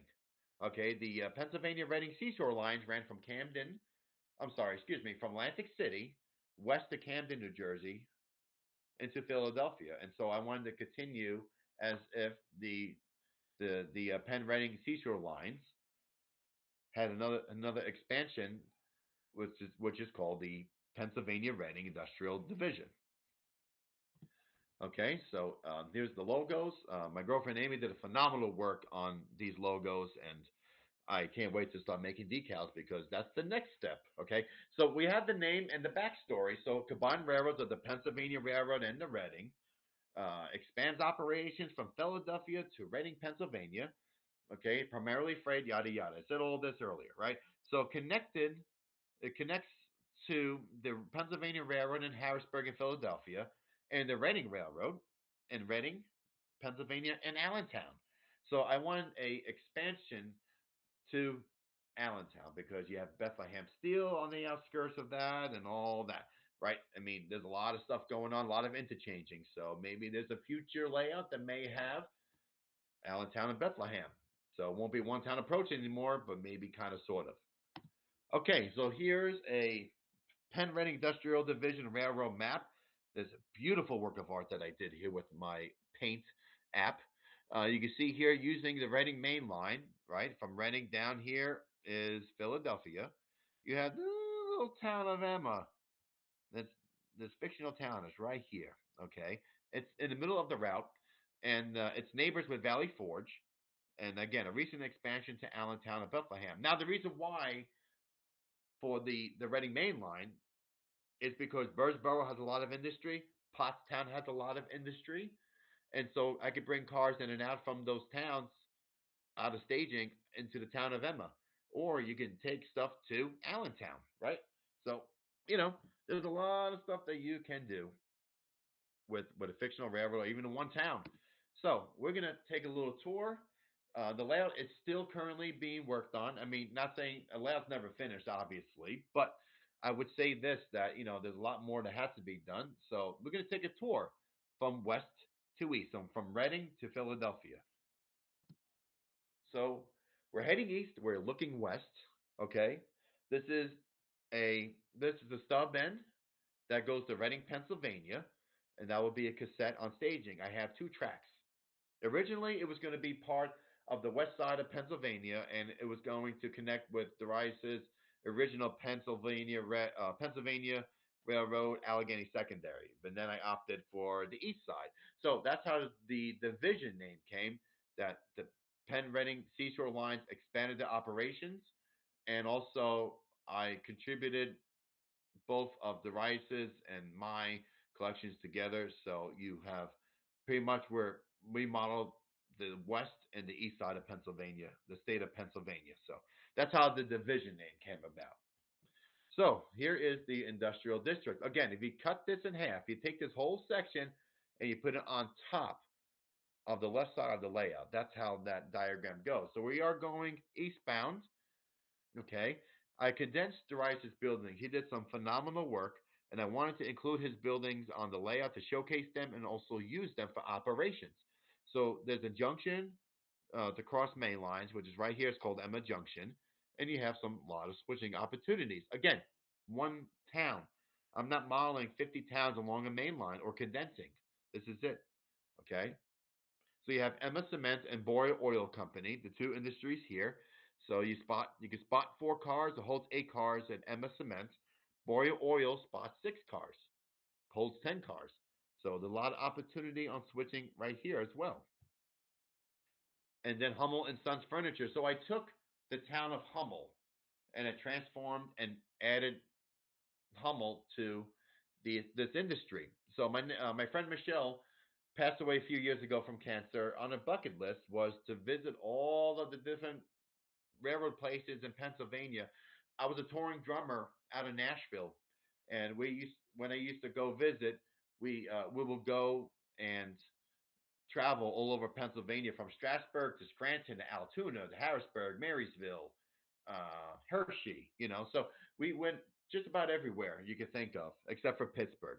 But so I wanted to incorporate a industry and have a memorial for Michelle on this industry here. And the furniture, she collected old furniture, and I believe she has 2 sons. So Hummel and Sons Furniture Company, here it is.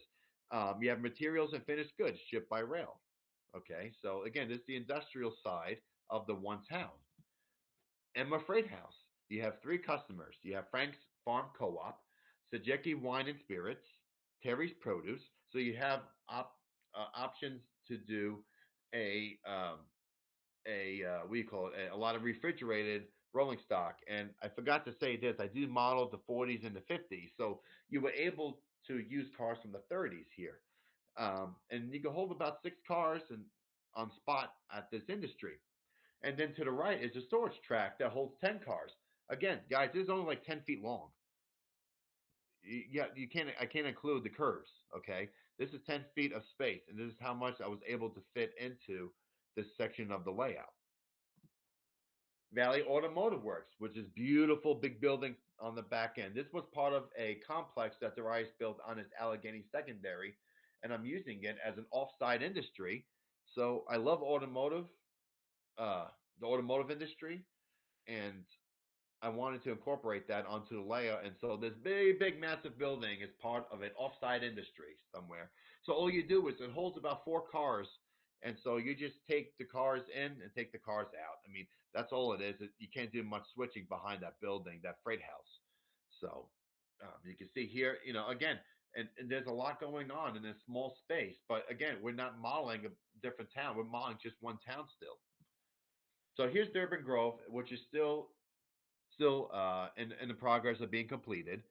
There's going to be a waterfall there, and I wanted something peaceful, like a memorial, something that you see in the memorial. So here's Durban Grove. Okay, it goes into a tunnel. This is your scenic divider, and it goes out to a tunnel with a beautiful arch bridge, which is very standard to the Reading and the Pennsylvania Railroad architecture, right? They had a lot of stone arch bridges, so a little bit of that research came into play. And then you have the Emma branch, which is above on the right tunnel. And these are tunnels that I built off the layout and placed on the board. Okay. Now we're looking on the other side. We're continuing eastbound to Philadelphia. And here's Emma, the town, which is still being completed, in the process of being completed. Okay. You have a lot going on here. Okay. So back here, the trains come out of Durban Grove, and we have Vine Street. station, you have the city scene here. You have the make believe Emma branch line. I just wanted something there. I think it'll look pretty cool once I have some buildings and stuff back there. You do have the D. Chagnon locomotive facility in memorial in memory of Darius. Okay, and then right here is your staging or your lead to the cassette staging towards Philadelphia.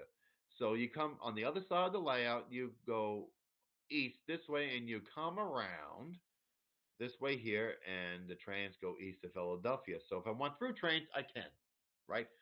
So we have Vine Street Yard, whole three tracks. Also has a caboose track, maintenance of way track. You have a yard office, which is also Railway Express Agency pickup and set out. You have the D. Chagnon Locomotive Facility and Vine Street Station. Now you have here's the Vine Street Yard Office, this becomes more of a team track industry. You have the REA, the Railway Express Agency pickup and drop off. There's a crew lounge in there somewhere, and then you have the office personnel also works in there. Okay, so they work, and they do all of the paperwork for the industries of Emma.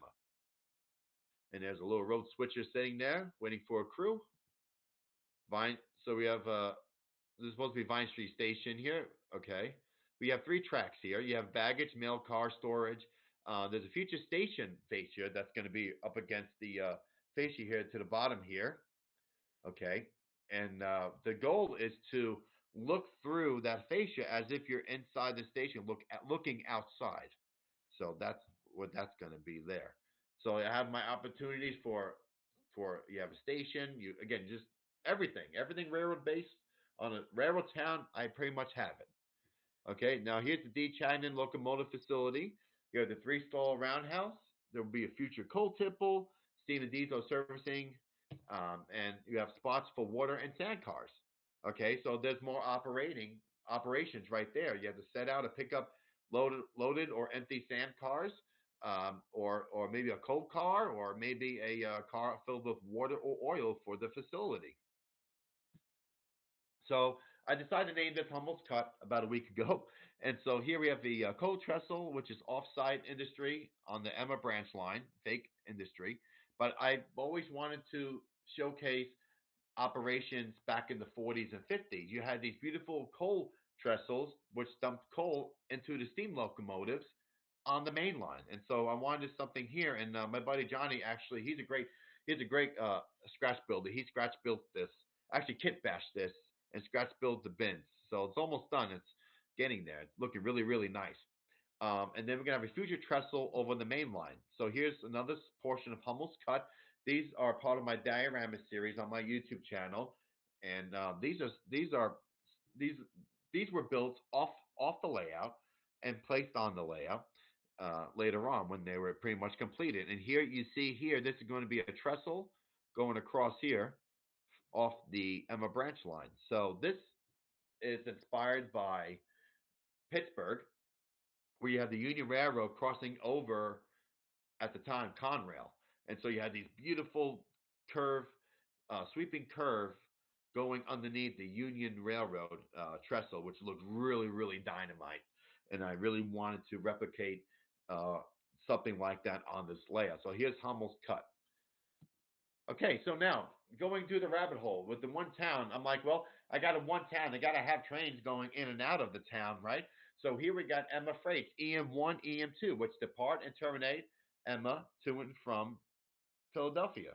Then we have EM3 and 4, which depart, terminate Emma to and from Reading, right? And then you have his EM1 to Reading. This is going to Reading. As you can see here, it's going to be dropping off cars and then going back. So there you go. There's a little bit of operation. So now I have trains, which you can do on your own town, where you have trains terminating and departing your town, right? So here we have some named freights. You have PR2, Penn Reading Dash 2. The spoiler, it's a produce train to Philadelphia. PR3, the junker, a scrap train to Reading via Allentown and Bethlehem.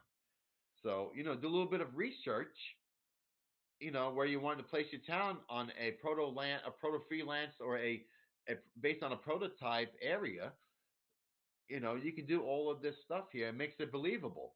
So you have the PR4, the Steeler, loaded steel train to Philadelphia, and you have PR5 and 6, the Duster, coal to and from Philadelphia via the Baltimore and Ohio Abrams Yard. So you have right here, you have the Duster, meaning PR1. So you have stuff on your way bills where you have stuff to the Lehigh Valley, to the B&O, to the Central New Jersey, to the Reading Railroad, to the Pennsylvania Railroad, and if you want to go crazy like I am, I got cars to the Virginia and Ohio, and to the and I'm trying to think of the one of the other fictional railroads. It's based on model railroaders, um, and Milwaukee, Racine, and Troy. So there's another one. So sky's the limit, right? So here's some local and yard jobs. So we have Emma Local EM1, EM2 works Emma, and you have Vine Street yard job Y-1 and Y-2. You blocks cars, moves power at the locomotive facility. And you see here's a Milwaukee, Racine, and Troy car being pulled out of the Emma Freight House by the Emma Local number EM1. So, and so the beauty of this is just like the Pennsylvania Reading Seashore lines, the 40s and 50s, they leased a lot of the Pennsylvania and Reading Railroad motive power. Okay. And eventually I will have some passenger trains and some rolling stock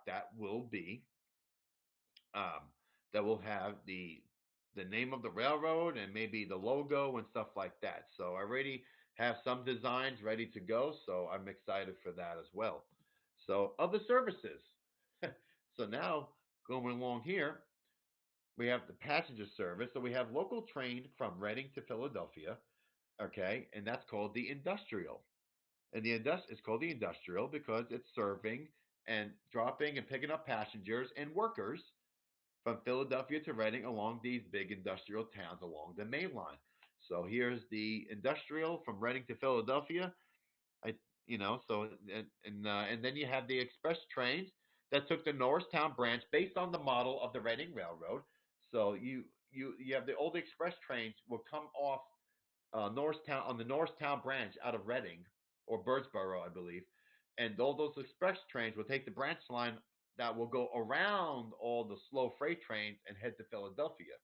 Okay, and so I want to still incorporate a express train that would run on the Penn Reading Industrial Division, and so eventually I may have a expanded Penn Reading Seashore Lines train that will expand and run from Philadelphia to Reading, or I may think of something fictional again and have something that runs on the layout. Okay, so future plans. So we're getting ready for operations. I am installing frog juicers, installing switch machines currently, still organizing the way bills, and finishing the ballasting and a lot of the scenery work. This actually, excuse me. After this presentation, I'm gonna this tomorrow. I'm gonna start doing installing frog juicers and switch machines. So that'd be fun. Okay. So here are some ideas that you can do based on some real one-town approaches based on the model railroad planning. I believe 2020 and 2010, a decade apart. But yeah. So here's the Baltimore Harbor District. Look at this, guys. He has everything in the harbor, and it's a big layout. But again, it's just the one town. Okay, he has the piers. You have the major industries, and then you have, oh my gosh, look at that, Baltimore and Ohio, the Western Maryland and Joint B&O and Western Maryland, Pennsylvania Railroad staging, and the Canton Railroad. He has four things going on this one town layout. Okay, and some big scenic or big important sections of the town. Okay, it's very hard to model a whole town. We know that. I mean, there's a lot of folks that do it, and based on your scale that you model, you can, right? Or based on the money and the space and the time you have to do it, sky's the limit, right? But here he chose to do a harbor district in Baltimore, and then here, and that's Dolcos, okay? So that was his layout. Then you have the layout focuses on Portland, Oregon, which is I believe it's Ian or Ian Rice, and I apologize for getting the name wrong. But this is the Portland Parade, and he models the city of Portland. He has his staging, he has his industries, his waterways, his in the middle he has the yard, and this is N scale. So again, a big one town and a big layout to say the least, but this is N scale too. So it doesn't matter what scale you do, right? So this is again, this is the overall layout, and I want to thank everybody uh, for I want to thank the NMRA for having me do this. This was a lot of fun, and it was fun doing the research on this. I also would like to thank my area of the Maple Leaf, which includes Carthage, Missouri, Northwest Arkansas, Southeast Kansas, and Northeast Oklahoma. So, guys, if you're in those areas watching this, thank you so much for all the support and help, and come join us. Become an NMRA member. We have a lot of fun, and you can come to Northwest Arkansas. You come operate my layout anytime. And by the way, if you're great at frog juicing, I could use the help. So, if there are any questions, or I could talk more, I am Italian, so I could talk even more if you want me to. But if there are any questions, feel There free are to ask. enough questions. Are you ready? Absolutely. So you use this one town approach on your layout, right? Yes, So do you use a DCC system or DC? Does it I matter? do. I use the NCE system, and right now it's wired, but I can do it to where it's a walk around wireless. So that is the future. So And yeah, how long NCE is system. it? How long is your staging to staging run? Oh my gosh, I would say if you start right here, the clearance point down here, I would say about 5 6 feet. So the Vine Street yard can hold about 20 cars. So I would say the length of a train is about 15 cars, and I model the 40s and 50s, unlike what you see here with more modern. Um, the beauty of doing something small like this, or the beauty of modeling the 40s and 50s transition era, is that the rolling stock is smaller. So the layout looks a lot bigger, and you can do a lot more with smaller rolling stock. And so I try to do about 15 cars for a length. I think that's a fair amount to do switching with and to run trains through the layout. Now, all those trains that you've listed, are you planning on running all of those in an operating session? I would say maybe about half of them in one operating session, and then the other half at the next one. Um, Okay. so you can do about four operators on this layout. So you can have a local job, someone working a local job, someone blocking cars in the yard, and you can even have someone run the passenger train and the freight trains, and yours truly will probably be the one being the superintendent where I'm placing the trains on staging, ready to Mm. run through the layout. So we have all different kinds of experiences on this layout. So you have folks who know how to operate. They can do the challenging switching. They can do blocking the cars, or you can have folks who are new to operating. They Cool. can just run trains Cool. through the layout. Okay, so now you've answered the next two questions. How many operators can you host? Yeah. You said four. Hmm. And can you run passenger trains? And is that have a Absolutely. big impact on staging or not? Oh, yeah. So the industrial, that's the fictional passenger train that stops along the way. It stops at Vine Street Station in the town of Emma. That will come off of staging onto the layout stop, and you can do some, you have the train stop at the station, and there's also opportunities for picking up and setting out baggage cars, or mail cars, or milk cars, or whatever. I haven't gotten there yet, but that's definitely the plan. So an you can do a little bit of operating just with a passenger train. And again, like I said, there's a lot you can do in a small layout like this. You don't have to have a massive layout to have fun. Okay, and then someone asked, would it be best to use a stub end or a runaround type staging yard? I prefer a runaround, and the only reason Okay. why I don't have one is because I didn't have that much room. Um, it's quite more challenging to use a stub end because you need a little more space to pull cars out and set them back into the yard. So I have a double main line, and then the inside is another loop, so I can have folks run trains. I have three people run trains, right? But also the inside loop acts as a industry lead. for the Emma district side, and also acts as a yard lead on the city side of the town. Now, did you think about where your two stagings could be uh, the same place on the backside of a 4 by 8 sheet?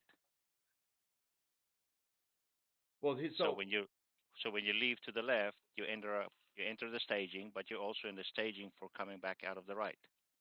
yes, that's exactly where they are. So right here you have down here you have your this is going towards Reading staging, and on the left side is going towards Philadelphia staging. So you got trains coming out here going east, and they loop around the through trains, right? And they come out here to the other side, and they go back into the other cassette, which is Philadelphia.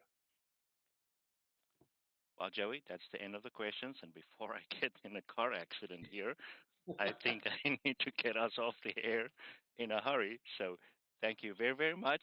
And everybody, please stay tuned. On the hour, we will start the next clinic. Thank Appreciate it, you. guys. Thank you so much. Yeah, I had a great time.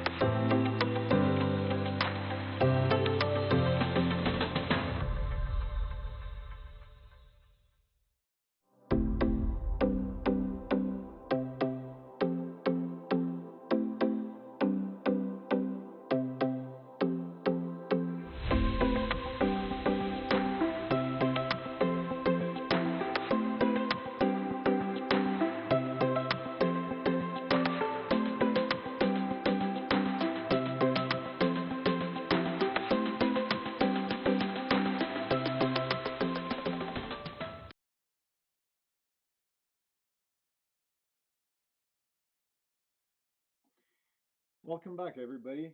No, I did my share. So I'm just here to present. Our next presenter is a day ahead of us. Based in Brisbane, Australia, it is really as is it really as hot as Marty tells us? He models northern New South Wales on his HO scale layout, hosts amazing operation sessions, even a few Katie shows up to disrupt movement every now and then. He recently became a master model railroader, number 749. How did you mutton bird score when judged on the layout? Okay. Please welcome Craig Mackie. Thanks, Lloyd. Maybe I'll answer some of those questions during the presentation. So hopefully you can see the screen here. This session is about how to train your crew. So I'll continue on. As Lloyd said, I'm now an MMR. This presentation was given late last year at the Australian Regional Convention. So it's been enhanced slightly, and I'll continue on. Now, as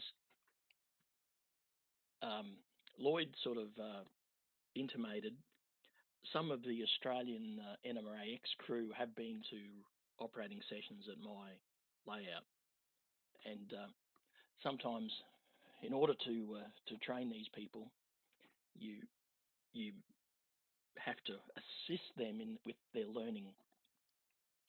So I'm going to present some pictures of some of my crew, and you might be able to work out who's who in the zoo by this next photo. Which one's Marty and which one's Brad?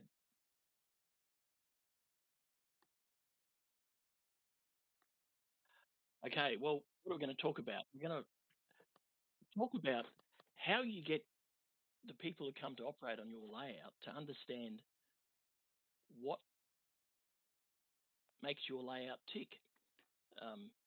You built the layout, so you know what all the locations are, where they are, how to operate at each particular location, how to control the turnouts there. People might want to understand what's involved in operating, so they can put their hand up to say, I want to come and operate there. So how do you articulate all this information to these people?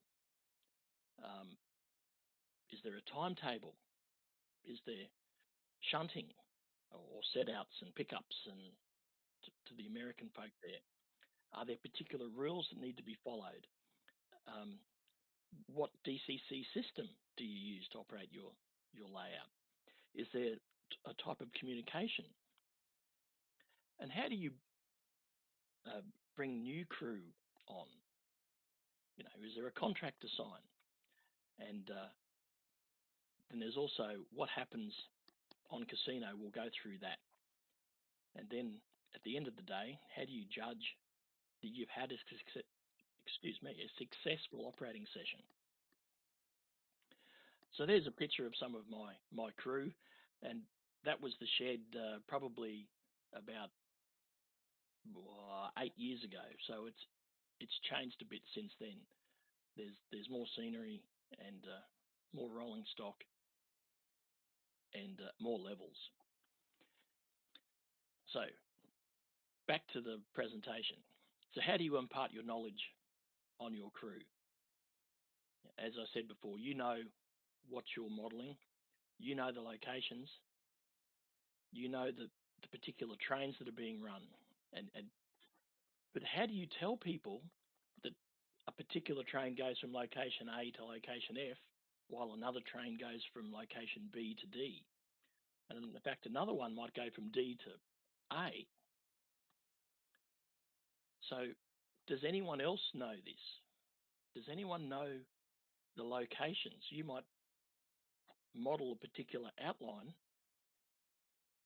and the geographic location of the locations might be well known, but where are they inside your layout room? So what this presentation is trying to do is to help you share that information. and then create an atmosphere of immersive operations on the layout.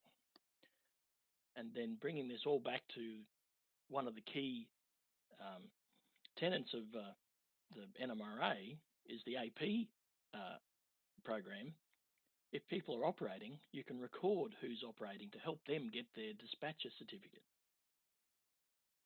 So my layout is set in New South Wales North Coast and in fact the Queensland dual gauge.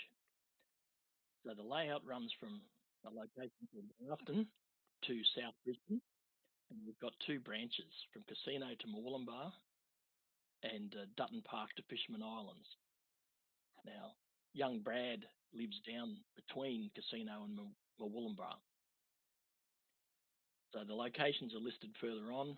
I model between 1985 to 1991, and I've got some modeller's license. I use an NCE DCC system with radio throttles, but I also do allow the people who come in with their phones to operate. I've got multiple methods of controlling the points or switches. And for each of the locations, where are the actual control panels? So this information needs to be passed on to the crew. Where do we locate the control of the timetable cards, the shunt lists for each train? And how do we communicate to the North Coast Control, which is my parlance for the dispatcher? So that brilliant piece of diagram there is basically showing how the layout all fits together. The door into the shed is here, and it's walk around the layout, and you can go up along the back there. So this tells people where they can plug in. If they don't have a radio-equipped throttle, they can plug in. And some of this information was used for my electrical AP as well. So, some details. The shed's 40 foot by 20 foot. It's insulated and lined, air conditioned. And the important information there, we have a beer fridge, we've got a sink, and tea and coffee facilities. A 5 amp system. I run JMRI on a Raspberry Pi. I don't always have that turned on because I've now gone for the Wi-Fi tracks WFT30 for people who bring their mobile phones. So basically the whole layout is single track with lots of crossing loops and locations where wagons are left and picked up. And I have a system, a staff system to control access to the single track. For some parts of the world, it's a token-based system. I use Skype headsets. Every operator has a headset that they plug in and they can talk to North Coast Control. We've got LED lighting over all the baseboard decks.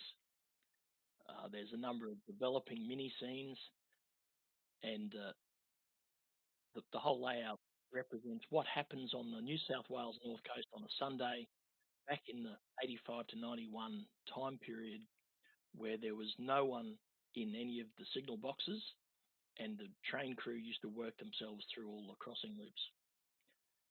And just some distances here. Grafton Yard to Casino is 22 metres, and that's probably about 25 yards. Casino to Murwillumbah, 38.8 metres. Grafton Yard to Acacia Ridge Yard, which was the original size of the layout, was 101 metres, which is probably about 110 yards. Grafton Yard to South Brisbane, which was the extension from Acacia Ridge to South Brisbane, is 135 metres, which is close to 150 yards. And then we've got the Dutton Park to Fisherman Islands branch, which is another 9.5 metres. So these are the locations. The locations which are indented are not crossing facilities, but we can drop carriages off there. So we can see the blue highlighted locations have dual gauge track. So one of the other complexities in the environment is that Queensland Railways is 3'6" gauge. So we operate that on 12 mil, and of course the New South Wales components are all on 16.5 HO.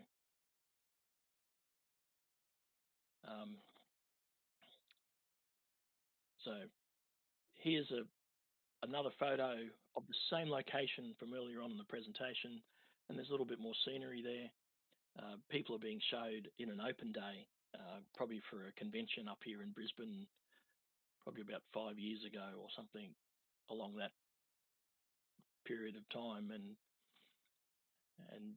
just telling people how to find locations. So what happens in my operating sessions, and when you want your crew to learn things, how do you schedule your operating sessions? Do you call for nominations? What do you do before and after the session? Do you provide dinner, lunch, pizza? What other enticements do you have for your crew to get them along? Do you have tea and coffee and cold water, beers and soft drink, chips, biscuits, a barbecue? Do you provide updates about what's happened since the last operating session? For example, you might have scenicked a particular area. And how do you manage the session as it unfolds? What happens if something goes wrong? As Corporal Jones used to say in Dad's Army, don't panic, don't panic. So is there some sort of post-session debrief, relaxation or refreshment session? Do you get feedback from your crew? So there's some of my crew, and that's a before session, people rocking up, the barbecue's being cooked. That's an after session photo. And I've got a couple of photos here of the crew. You can see PK on the right there has his headset on still. Again, this was from the last operating session on the 27th of December. There's 3 photos of the crew here. Some of these crew are actual train controllers from Queensland Railways. Some are ex-drivers, ex-railway staff. So who makes up your crew? Do you have a dispatcher? Is there a yard master at your yard locations? And how many drivers can you tolerate? Do you have shunters? Who controls what wagons go where when you're removing them from wagons? Are your crews 2-man? Do you have a driver and a second person? Does your system allow for remote operations, like Dave Aberley's system, the Onondaga cutoff? What jobs do the crews undertake? Do the wagons have to be loaded or unloaded when they get to certain locations? Where do you drop the wagons? How do you control that the trains go from location A to location B to C and so on? And how do you control the communication with your dispatcher? While you might be au fait with your particular brand of DCC system, some of your operators may not have that system. They might be Digitrax people, and they don't know how to use an NCE ProCab. Others might be happy with using their phones. So do you provide that facility? Do you provide all the throttles? Do they have to bring their own throttle? Do you then have to address the throttle with the particular cab ID, because it's not good to have two people with the same cab ID when the second person won't be able to control the train. How do you allocate cab IDs to new attendees? How do you tell people who want to use the Wi-Fi what the Wi-Fi subsystem ID is? And as I said before, do you have remote operator? So there's a picture of some of the locations there on a board where our North Coast control can actually move magnets around and follow what trains are where. Now, as we're operating, do you use a timetable graph? Do you have a sequence where it's just train 1 runs, when that's finished, train 2 runs, and so on? So how does the crew know what the time is? If you are using a timetable graph with a time, how do you articulate the time to the crew? Do they know if they're running early, running late? Is there a fast clock? What ratio does it run at? Is there a location where the fast clock is displayed for everyone to see? Are there individual timetable cards, or do people just make it up as they go? Do they grab a train from some sort of staging yard and then start running? If we've got timetable cards, do they understand what information is on the timetable card? Did they read the information? Did they read the notices? So one of the operators that I attend for operating sessions, one of the owners of the layout, he does a fantastic job with his notices for the session. And that's something I'm trying to improve for my sessions. So there's actually the timetable graph. So there's over 100 trains that can run in a 24-hour period. And normally that would take 2 or 3 sessions to get there. So it's a bit difficult for the dispatcher to see what's going on. So we break it down into an 8-hour shift. And it's a lot easier to see that than it is something like that. And of course, as the dispatcher is talking to the operators of the trains, he can mark off on that diagram where the trains are, if he prefers to use that instead of the magnetic board. So the timetable cards are printed out on A4 paper. It's 4-part paper, so it just rips up, and then because there's a lot of information there's one of the individual cards, and that shows that the train locomotive number is 42109. It's train number 11. It starts in track 7 up the top right-hand corner there from Grafton Yard. It leaves at 8 o'clock in the morning.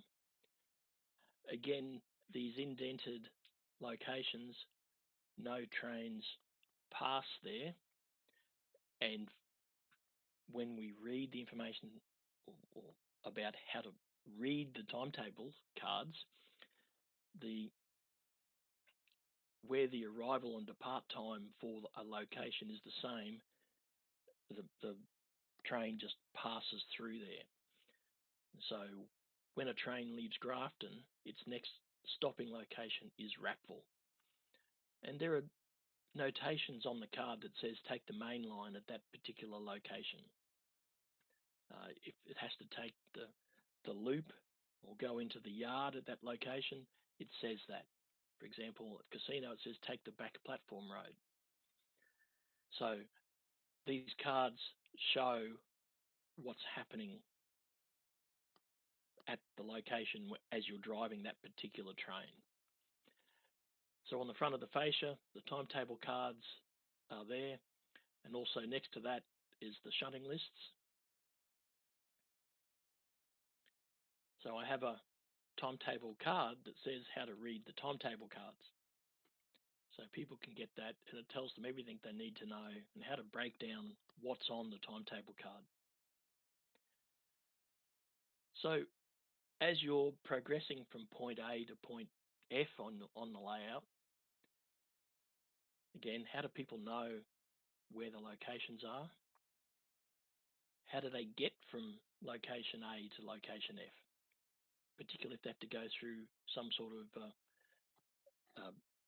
to a location and then diverge off onto the branch. And then if they have to drop wagons off somewhere, what siding is what location? Is there a map that you provide at that location that identifies the particular location? Where's the goods shed? Where is the banana siding? And so on. I know most people can tell the difference between an open wagon and a louver van, or so that's a gondola or a covered wagon for people from different parts of the world. But people won't necessarily know where storage siding number 2 is. But if there's a map that locates it on at that location, that certainly is a help for people when they're operating. So again, here's this picture of the layout, and so this was the original design when the layout was to be built, and it's basically built exactly to that, with just a couple of inches difference in the layout. These are 1 foot squares, and basically that's the 40 foot by 20 foot shed. And from a version of this, it says this is the Grafton loops down here, casinos up here, and people can identify the locations because they can pick up a version of this. That's the bottom deck, that's the second deck, and there actually is a third deck, but there really isn't a layout of that particular deck. So this is one of the shunting lists that gets created, and so this is for train number 11. It says at casino, drop off these particular wagons. So it's got the code of the wagon. Some of them, my eyesight wasn't that good, and I've never gone back and identified what that number actually is. But we've identified it, that's the brown wagon or the black wagon. At Old Casino, it drops these wagons off. At Lismore, it drops these off. At Murwillumbah, it puts these particular wagons. And anyone who is a New South Wales modeller will know what all those wagon codes are. But while we're operating, someone can always ask. And the wagons are always grouped together so that when they have to drop 4 wagons off, they are 4 consecutive wagons. So I've simplified that for the operators. So while you're operating on the layout, are there any particular rules? As you enter a crossing location, do you keep left? Do you keep right? Do you follow what the card says by saying, take the main, take the loop?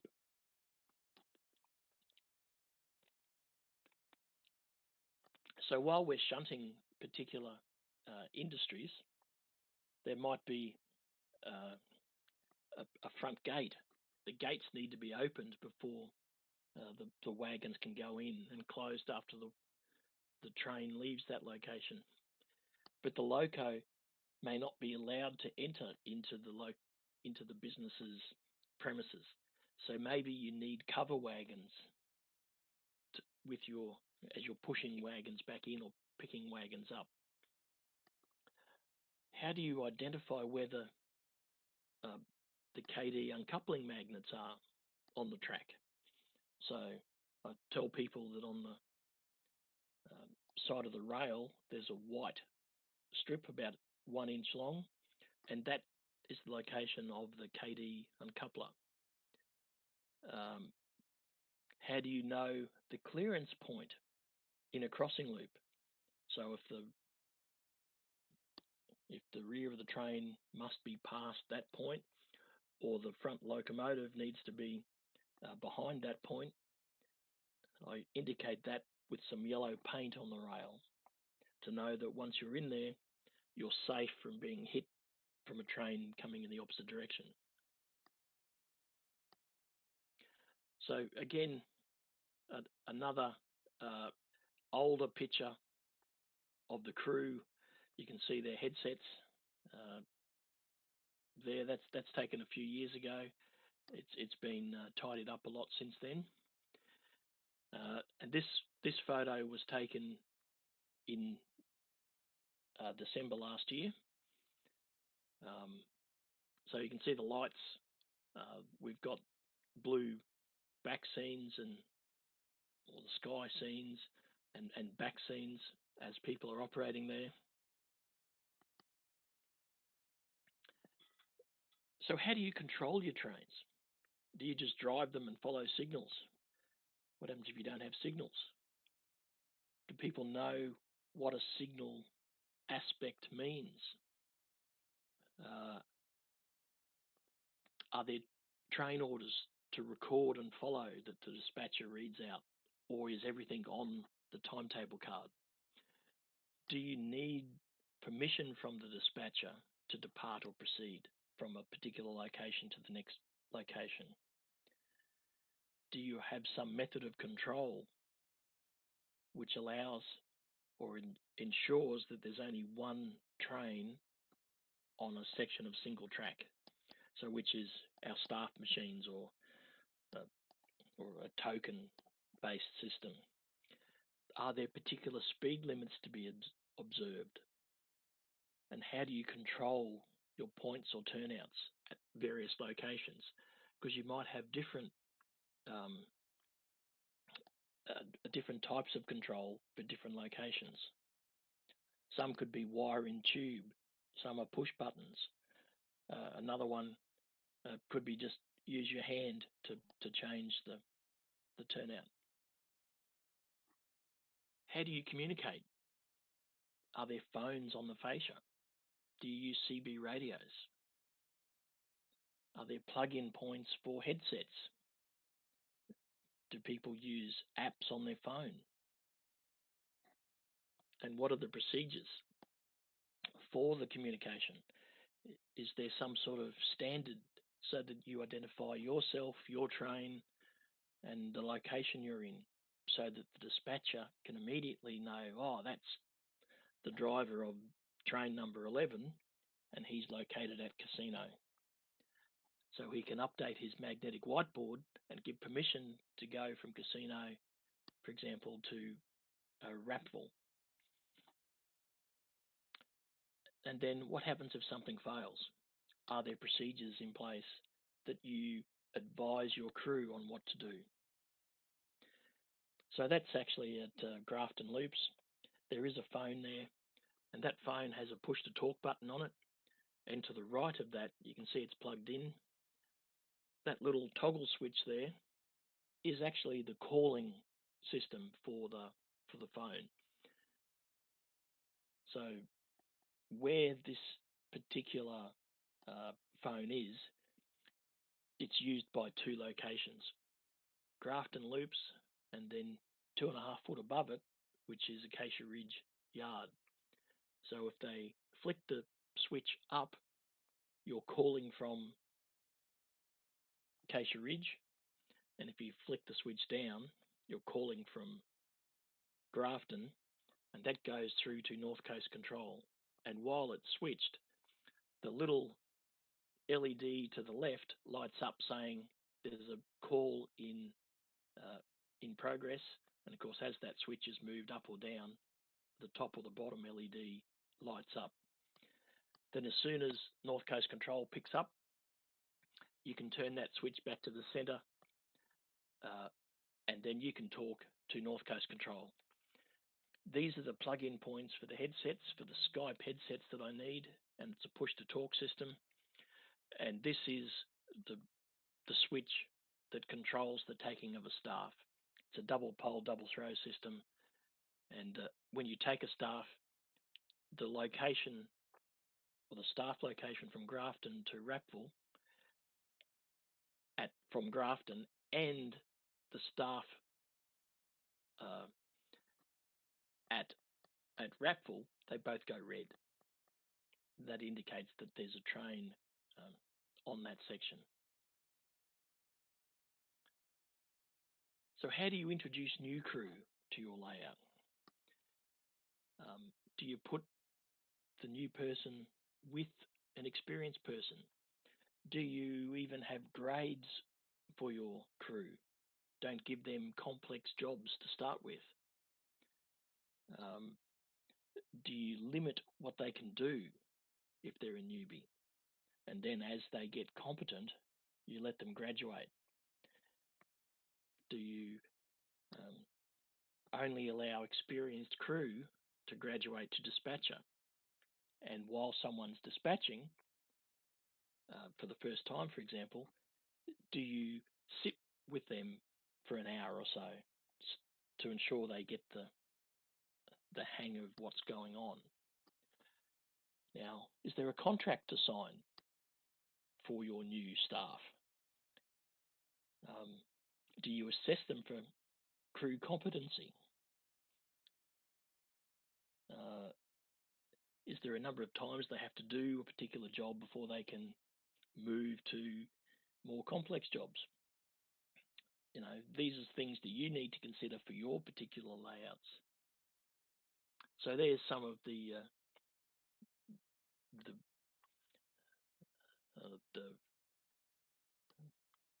form that people have to sign when they rock up to my place for the first time. It's a bit of fun. So there's some of the crew, and I even let Victorian modelers on my layout. That's why Marty can come. Again, that's from the last operating session from December. And we've got a very narrow space there, and you can see 5 people in that particular location. You can see Glenn here is using the phone for his method of control.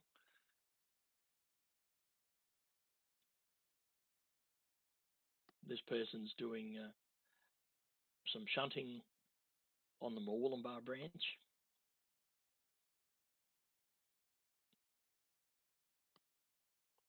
So all this information that I've talked about today, I've incorporated into the casino operations rulebook. It covers the layout history, the locations of all the towns in the system, where the power districts are, where the plug-in points are, and how to operate all the points or the turnouts in locations, because some locations might have push buttons, wire in tube, and digital control with your hands, whereas other locations might only have one method. So this operations rulebook covers all that, and it talks about the responsibilities of all the various roles on the layout, how to convey information to the dispatcher. It's got examples of the contract that people sign, and it's got examples of various procedures. So the last update was actually from, I have it with me here, the 10th of November last year. It's version 1.3, and it's 18 pages long. Now, so if I go back one, so that can be sent out to new people before they turn up for the first time. Most of my operators now are fairly competent. We've been operating for, it's got to be 14 or so years, I think.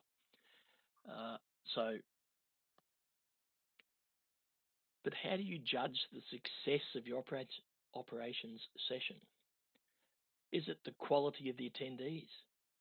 Is it the amount of banter that occurs? Are people queuing up to attend the session? Is it because there's no derailments, or wagons don't uncouple, or at the end of the session you don't see any uncouplers laying around? So we have to actually, when Martin rocks up to a layout here, to an operating session, we're getting to the stage where we have to frisk him for any couplers in his pockets, because he puts them around the layout. Do you get positive feedback from the crew in the session at the end of the day? So there's again a picture from a long time ago, with people startled with the deer in the headlights look on their faces as they're operating. Again, you can tell that photo is taken a lot later, because down here on the right down there's no scenery. On this one, the scenery, trees, fencing, it's all there. So that's where North Coast Control sits, down next to the beer fridge. So he stays hydrated during the session. And of course, all this is ballasted and there's all detail there now. Fascias are all installed, they're painted black. Again, so this is from the December operating session. I've turned the lights on around here, and at the moment there's no lights around here, and I specifically didn't have the lights on in the shed, and that's why everyone's struggling to see, I think, numbers on sides of locomotives, and so I think we need to put some more lights on this area eventually. So that's more work.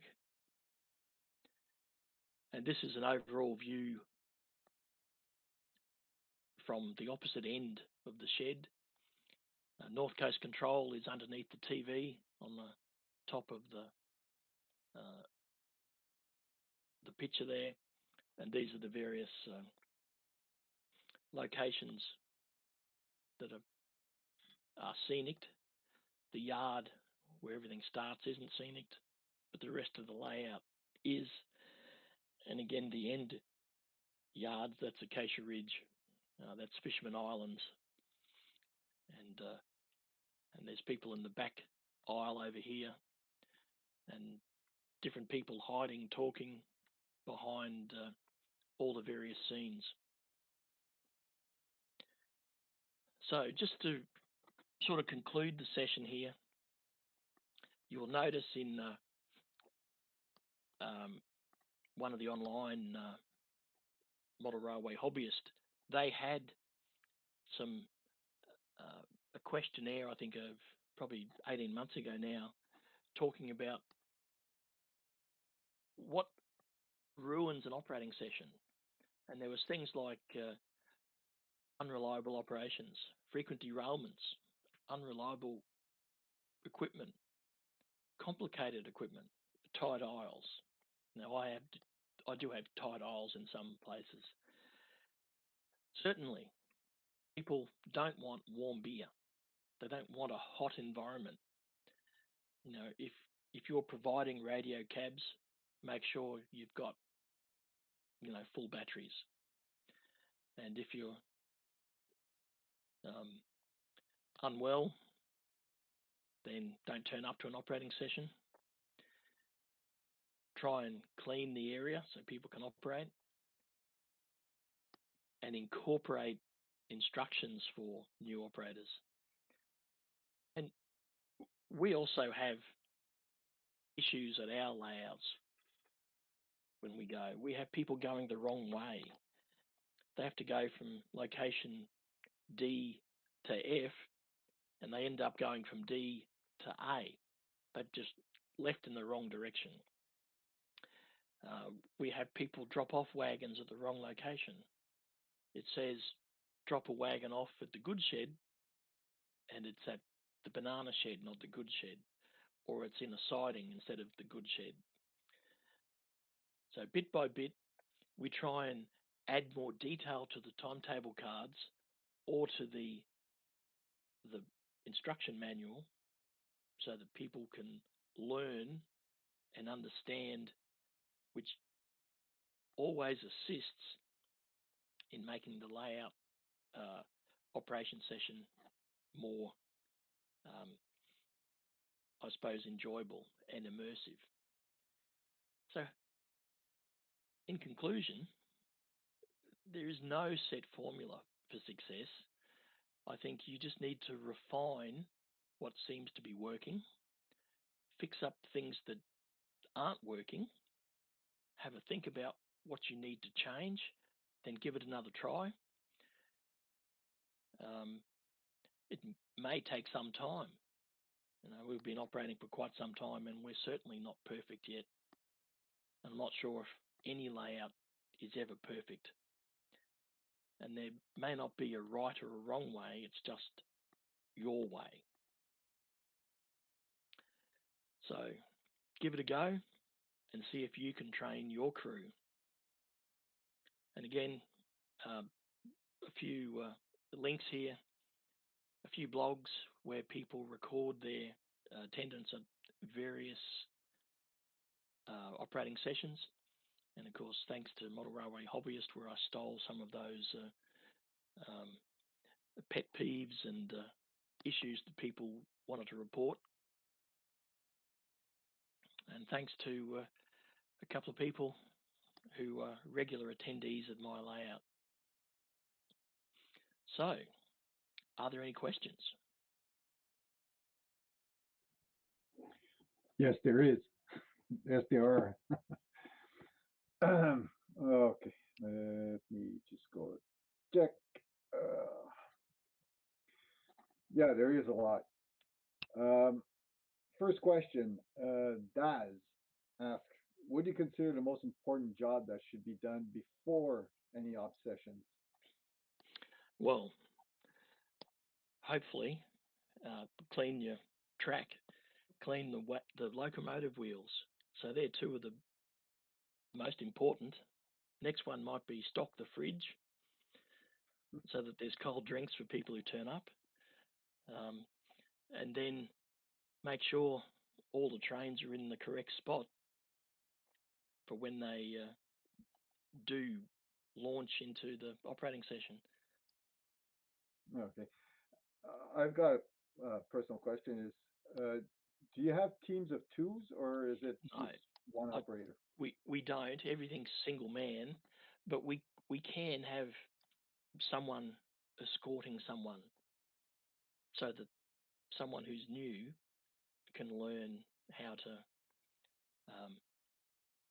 where the locations are and the various procedures. Okay, so basically you don't change the way your operations are. So, or basically no. No. Okay. How do you encourage people that have never operated on a layout before to join in?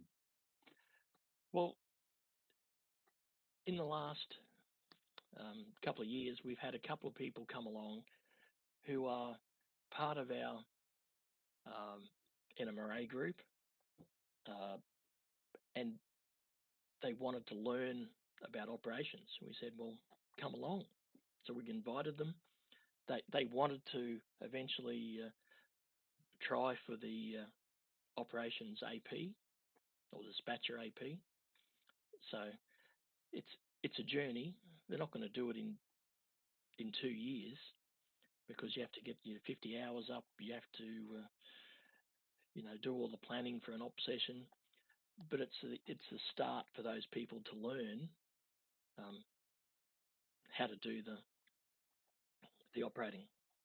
Okay, so Speed was wrong. He told me I could do it in 6 months. Well, if you go, well, what's Speed doing today? He's doing 6 sessions or something, isn't it? Did I hear Yeah, something like, correctly?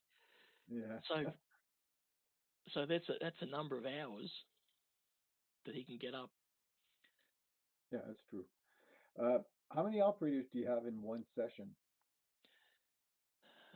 We can have 12, 13. According to the timetable, in theory, you can run 13 trains concurrently. So some of that could be because there's 15 crossing loops. At some locations, you could be putting wagons in various sidings, and as trains are going through that particular crossing loop. Mhm. So, Do you have any problems in getting people to come and operate? Because I'm just going to give you here. There's a guy that stopped because a lot of people have passed away or getting old, and basically he's running his entire layout by himself because nobody's well, around. ideally, so my major operating session is the 27th of December every year. Now, a lot of people go away around Christmas time, and some sessions we've had as few as 6 people because people just weren't available. They all disappeared somewhere. But there's a huge list of people that we can sort of. There's the regular crew. There's people who have done it before. Um, there's lots of people who can be called upon to supplement numbers if we need to. Okay. How many people have operated on your layout in total? Oh, You know? there's probably 25. So I've got a spreadsheet with everyone who's attended every operating session. I haven't got that information here, but Okay. it's How probably around often? about 25. Not But often how enough. often do you hold the operation sessions? Like once a month or? No. So when I first started operating, they were 4, 5, 6 a year. I've been slack the last couple of times. The last few years, there's only been 1 or maybe 2 because I've concentrated on doing other things like getting my MMR, doing scenery. What I didn't want was for people to turn up between operating sessions and they go, "Oh, nothing's changed." I'd prefer to have some buildings um, added, lights added to various buildings, um, fencing up around the the layout. And as you can see, there's probably a little bit of fencing that needs to be done because it's such a Yeah. big layout. Um, I know that more and more remote dispatching is being done. Can you host a remote dispatcher or operator No, on your layout? so I've got no. Um, so I'll go back a bit. The plan is that I will put um, a wired connection into the shed. There's Brad in the background laughing there. Yeah, I know he's laughing here. So the old joke is I haven't got Cat 5 to the shed. My Oh, that was the next Wi-Fi question. in the house does not reach very well to the shed. So I'm going to put a wired connection in the next few months, so that when some of these reprobate operators turn up, they can't make jokes about that sort of stuff. So then I can actually broadcast from the shed for events like this. Okay. And so there isn't a good Wi-Fi connection in there. So that's one reason why I can't have remote operations. The other one is I don't have detection on any of the sections of track. There's no way for them to see what's going on unless I fit some sort of cameras to trains, but who knows what would happen in the future. I've got two questions, but they concern Martin. How do you get your crew to really read the manual? Well, it's a bit hard. People like Marty can't actually read. Is Brad laughing again there? Yeah. Well, is Martin trained? That comes back to these are Victorian modelers. They do things a bit differently. I've got quite a few Victorian modelers who turn up to my layout now. There's always a bit of a joke between the New South Wales modelers and the Victorian modelers. Yeah. Do you have the information handout that you can give new operators? Yeah.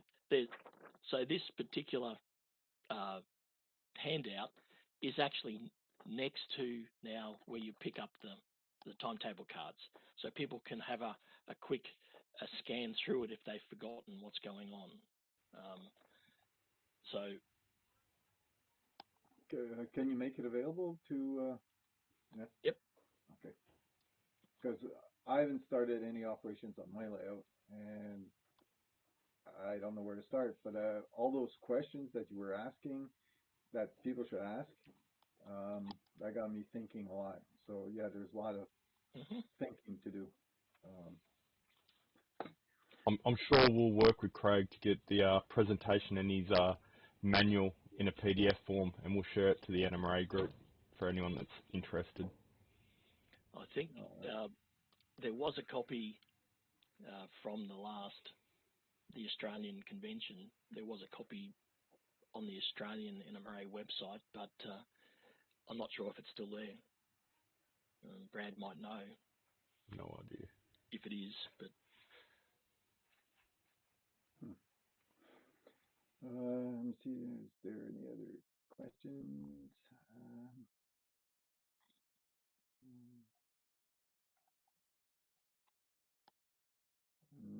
No. But I had one more. Just quickly, Lloyd, before you, I do have one question. Craig, mate, when can we see a clinic on your electronics? Right. I know firsthand it looks great on the fascia, but I'm sure there's a lot of background. So now that you're an MMR, you've got a bit of time on your hands. Is there a clinic in the wings? Well, for the last 3 years, I think I've been trying to find time to do a clinic on how to create a timetable graph. So that might be the first one that I get to, but that's probably still 12 months away. Because, as you know, our local division up here, Division 1, it's running a clinic day in May, and I've been tapped on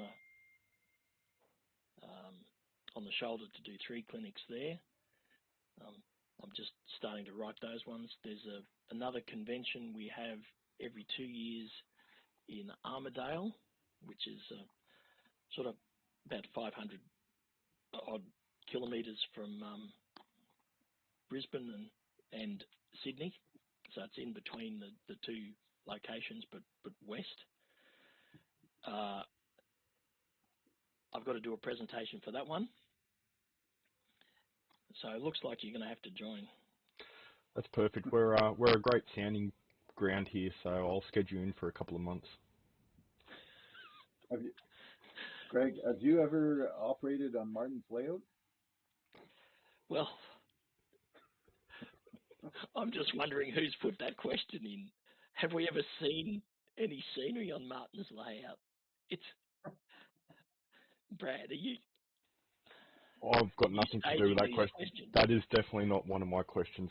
I wish I did think of that first. So Marty's plywood central, although he'll vehemently deny that that's what his layout looks like. He says it's all foam, but we can never see that. It looks like plywood. And believe it or not, we have seen some trains running on it. So I'll give him a break. Okay.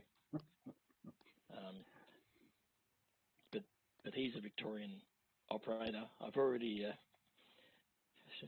got text coming off here by another Victorian operator.